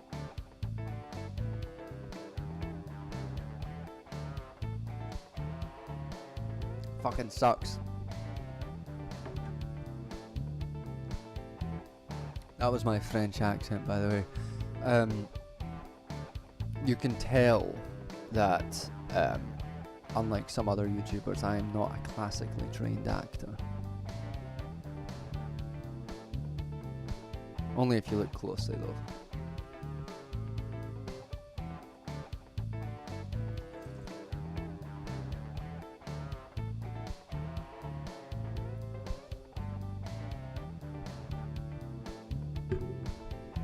All right. We're gonna do another tune. Got some more wine. This is the last glass of wine. So while I'm making whatever this next tune is going to be, we think of something to chat about.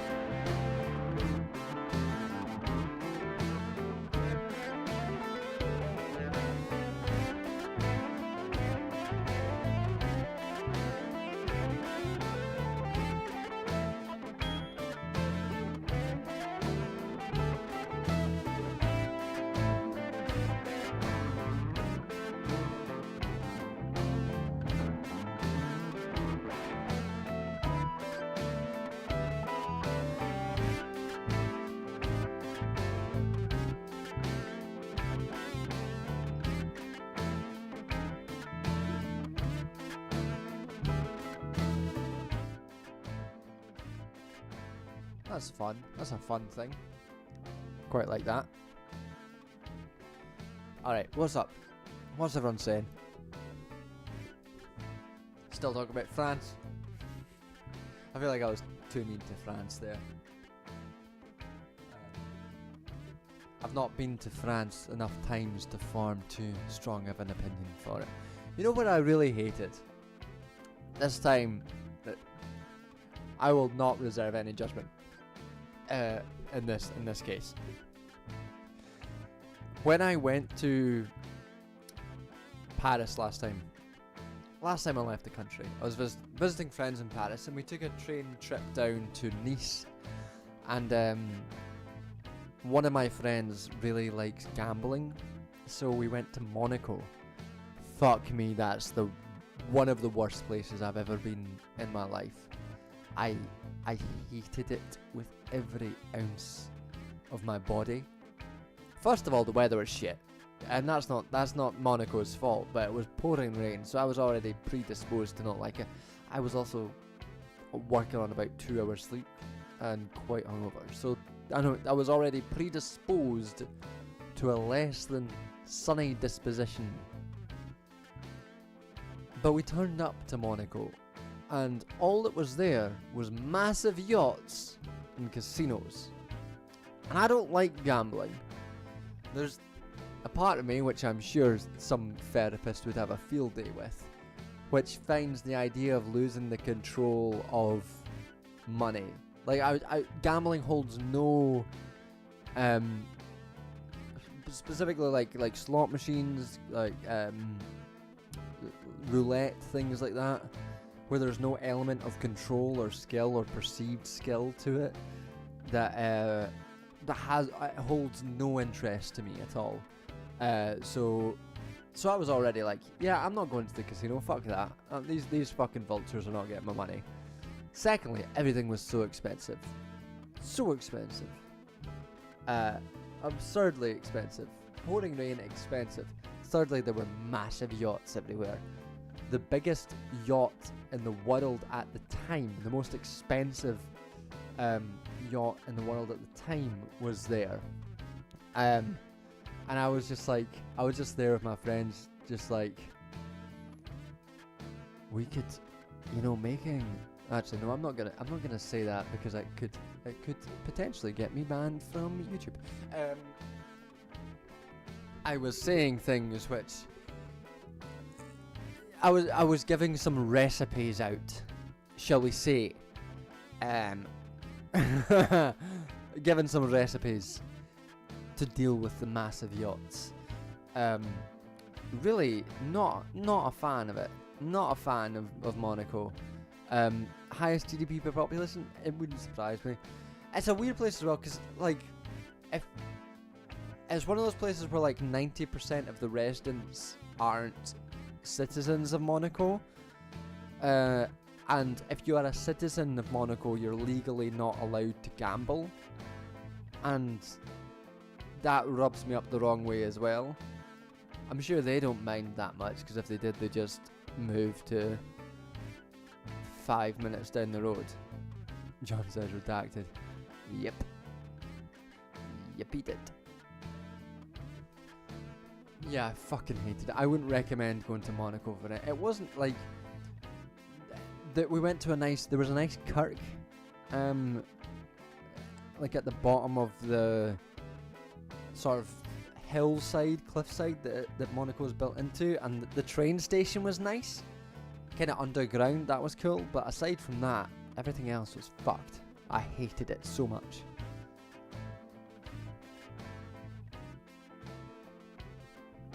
I would recommend cooking up something nice before you go to Monaco. That's all I'll say. Fuck that place. I think Monaco might be one of the few places I've actually been to in my life that I have like almost an entirely negative view of.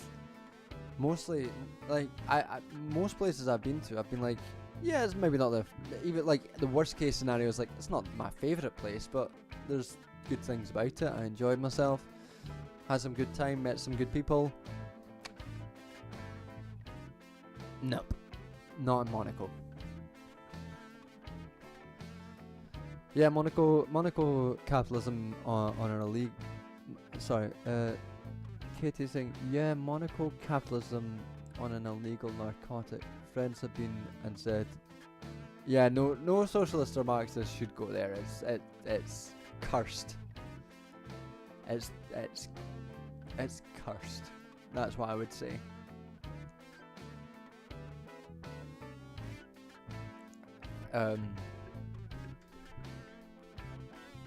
Oh, do you want to hear some other fun? I forgot this part of my shit week that I was talking about earlier. So that week that I got that mad shit, horrible shit for the last week from that job, I also this is unrelated to Monaco. This is just it's popped into my head. I'd been passed on some temp work at my university a few weeks ago, and they'd basically been like, yeah, we need basically a week of work for 35 hours a week, £14 an hour. It's great. One week of doing 35 hours, £14 an hour. That's good. I need that. So I sent my sent the person who sent me who'd been like, yeah, we'll hire you for this. They sent me the right to work forms, all the forms, everything that you need to work. And they were like, cool, fill all this stuff in, send us your passport. Did all that, sent them my passport. My passport is out of date, and I don't have enough money to update it. And this person sent me back an email saying, John, your passport is out of date. And I was like, yes, I can send you another form of identification. I am a British citizen, so there's no need for my passport.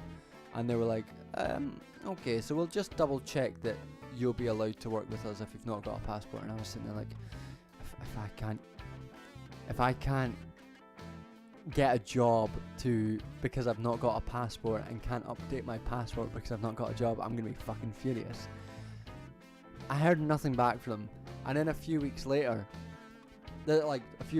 being last week, they sent me an email saying, yeah, we don't actually need this temp work anymore. And I was just sitting there like, one more thing to add to the pile. It was like an extra. It's like, oh John, we see you're lying on the ground there.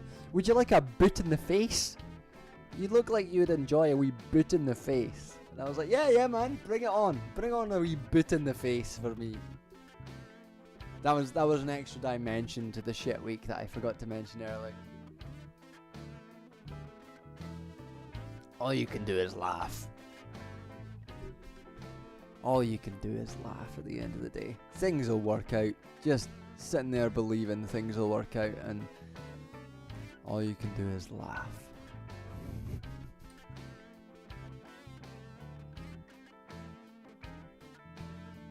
There's always a funny dimension to shit.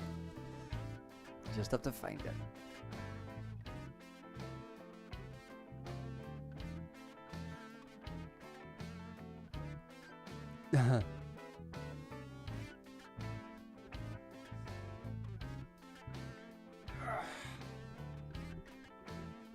Alright, so it seems like we're drawing to the end today. We've had some laughs, we've had some cries, we've struggled with music today, quite frankly. But unless anyone's got any more burning questions or desires or things they'd like to talk about that they want to throw into chat, I'll give it a couple minutes, see if anyone thinks of anything. But if not, we'll start winding down. You just got here, Rob. Man. Think of a question and keep me here for a bit longer. I've still got some wine, so I'm up for staying.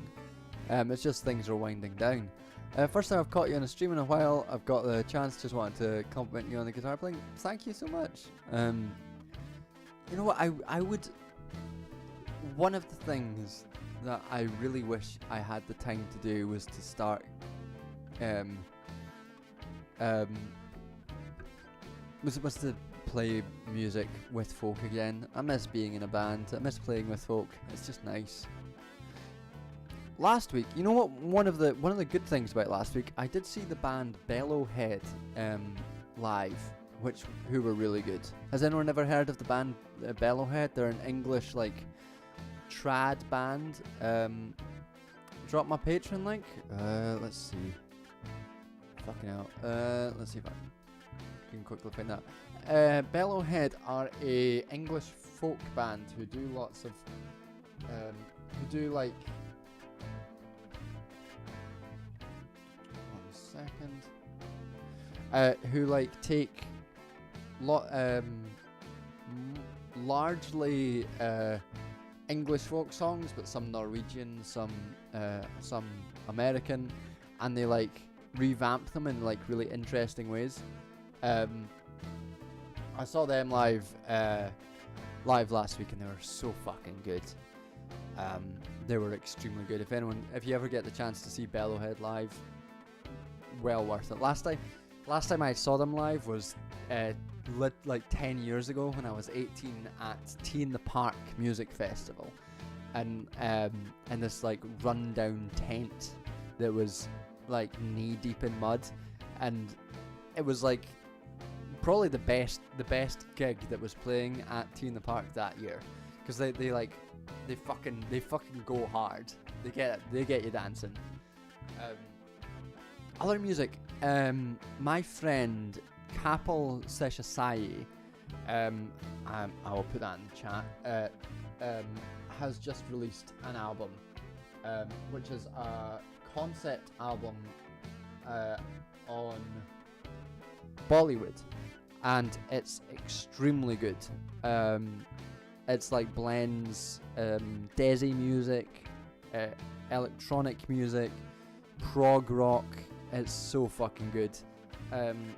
If you get the chance to check out Kapil, well worth it.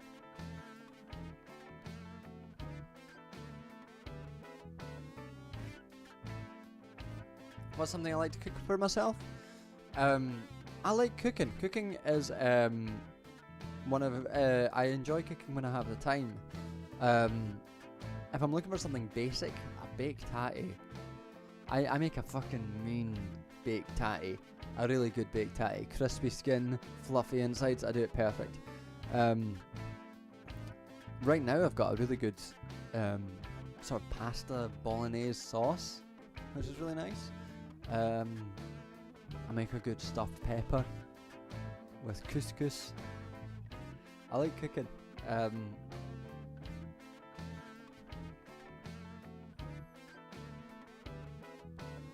Stovies? Yeah, I like a stovey.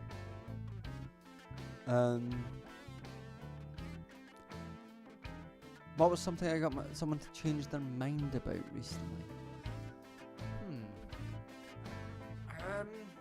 It's hard to tell for someone to change their mind about, because so questions about changing their mind, changing people's minds, I kind of feel that that's not how most people actually interact with conversation and with politics. I don't think people tend to have conversations where they turn on a dime and they change their mind.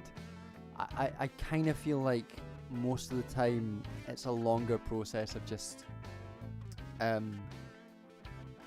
chatting and just sort of moving folks slowly over, and a lot of the time when you're chatting to someone and having an argument with someone, they're not willing to tell you that they've changed their mind on an issue, but later on they will do.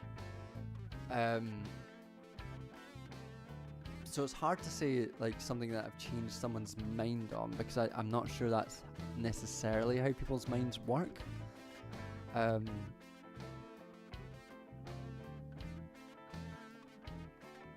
That's an interesting question.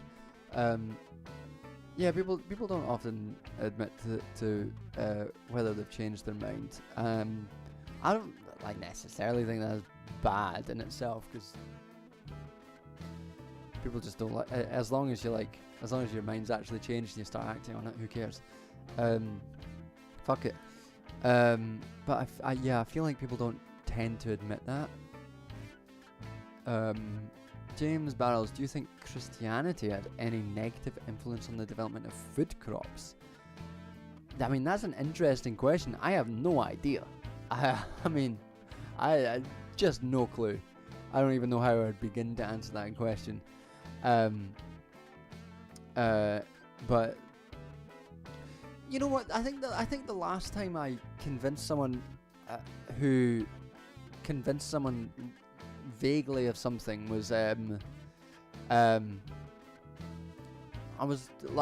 time I was up seeing my brothers. We were chatting about the police, and it's not like a big change. Like my brother was already like, fuck the police, but he had a friend who was in the police and was like, yeah, what it was just asking me like, what do you say to folk who are in the police force who are like they're a nice guy. He's a nice guy. He works in the domestic abuse sort of division of the police. What do you think, that guy's still a bastard? And I was like, yeah, because first of all, like, you know, so many changes to the law right now mean that most women who call the police about domestic abuse get arrested themselves, as part of the structure of policing that encourages this particular thing. Well, Birdie be like, I the thing is, I think the reason that he was asking this question was that his friend actually quit the police because he thought that the police were too bad. So he might actually be a nice guy who was like, I'll join the police, they do good, and then was like in the police and was like, oh fuck, oh shit, yeah, these people are not good, this institution is not good. So he might well be a nice guy. I think he's no longer a policeman, which is, as we all know, the only good cop is an ex-cop, no matter which way they might become so.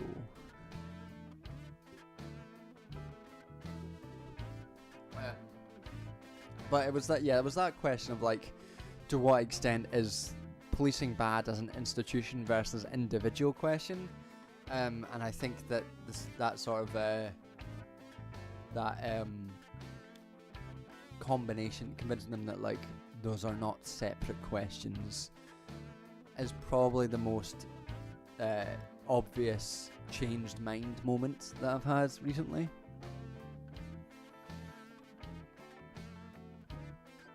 I asked because 60% more of food crops are from Americas, and they were often developed over a long period of time. I mean, James Barrels, questions of the role of Christianity in the development of modernity are interesting questions. And Christianity is like often a qualitatively different thing depending on which group is enacting it, and how it interacts with different cultural groups. But in a general sense, the way in which modernity has evolved in tandem with Christianity has been a spread of like white supremacy and like kind of epistemic values which are associated with scientism and colonialism. But I wouldn't place the blame on that necessarily on Christianity. I would place the blame on that on the spread of colonialism. So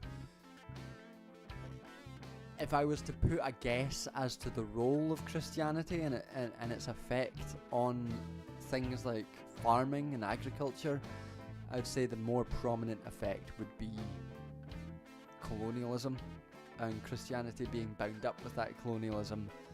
It'd be what we would call an overdetermined situation, where overdetermined in a Marxist sense means if there is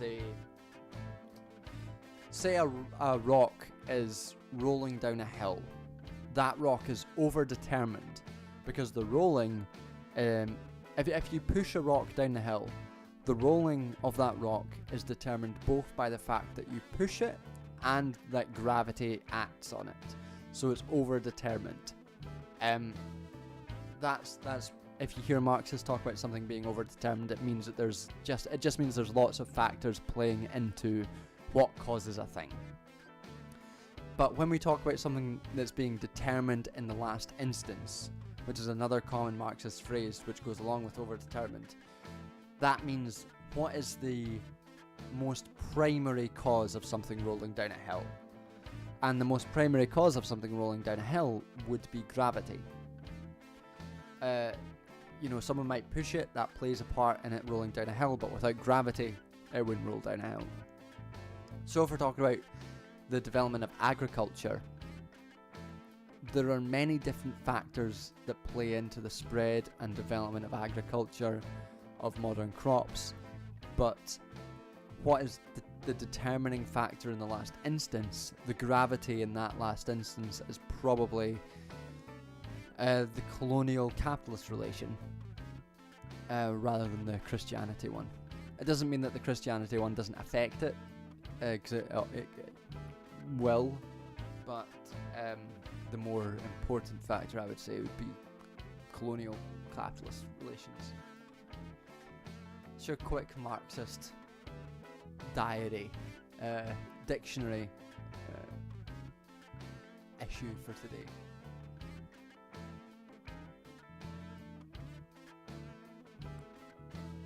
Yeah, I mean, Katie's saying I've always said Jesus was a socialist, and there's socialists in the Christian Church in the global north. I mean,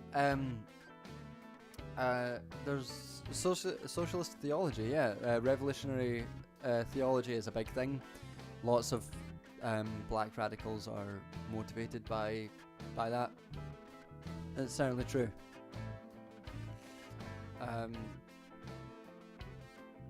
I think there's lots of interesting sociological questions and nuances that are present in questions of like radicalism via Christianity, because it's also a conservative force even within revolutionary theology sometimes. Yeah, I hope that's some answer to those questions.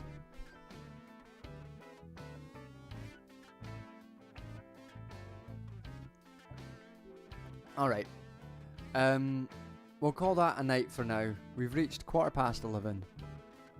We've reached the end of the conversations. What do I think of the Communist Party of Monaco for a band name? Good band name. Yeah, the church was a prominent revolutionary in Latin America, 100%. But the presence of the church in Latin America is a colonizing force, like very, very specifically, and lots of the time the church was also a counter-revolutionary force. Is a area of tension and contradiction. But yeah, cheers for coming along. I hope you all had a good time on stream today, and we'll catch you for video premiere tomorrow, 8 p.m, and then 2 weeks time we will have another stream. And thank you. Good luck with the strike. Hopefully I won't be as tired in 2 weeks time. I won't be striking. Yeah, cheers. I will, as ever, I will put on the opening screen for 5 minutes. Cheers.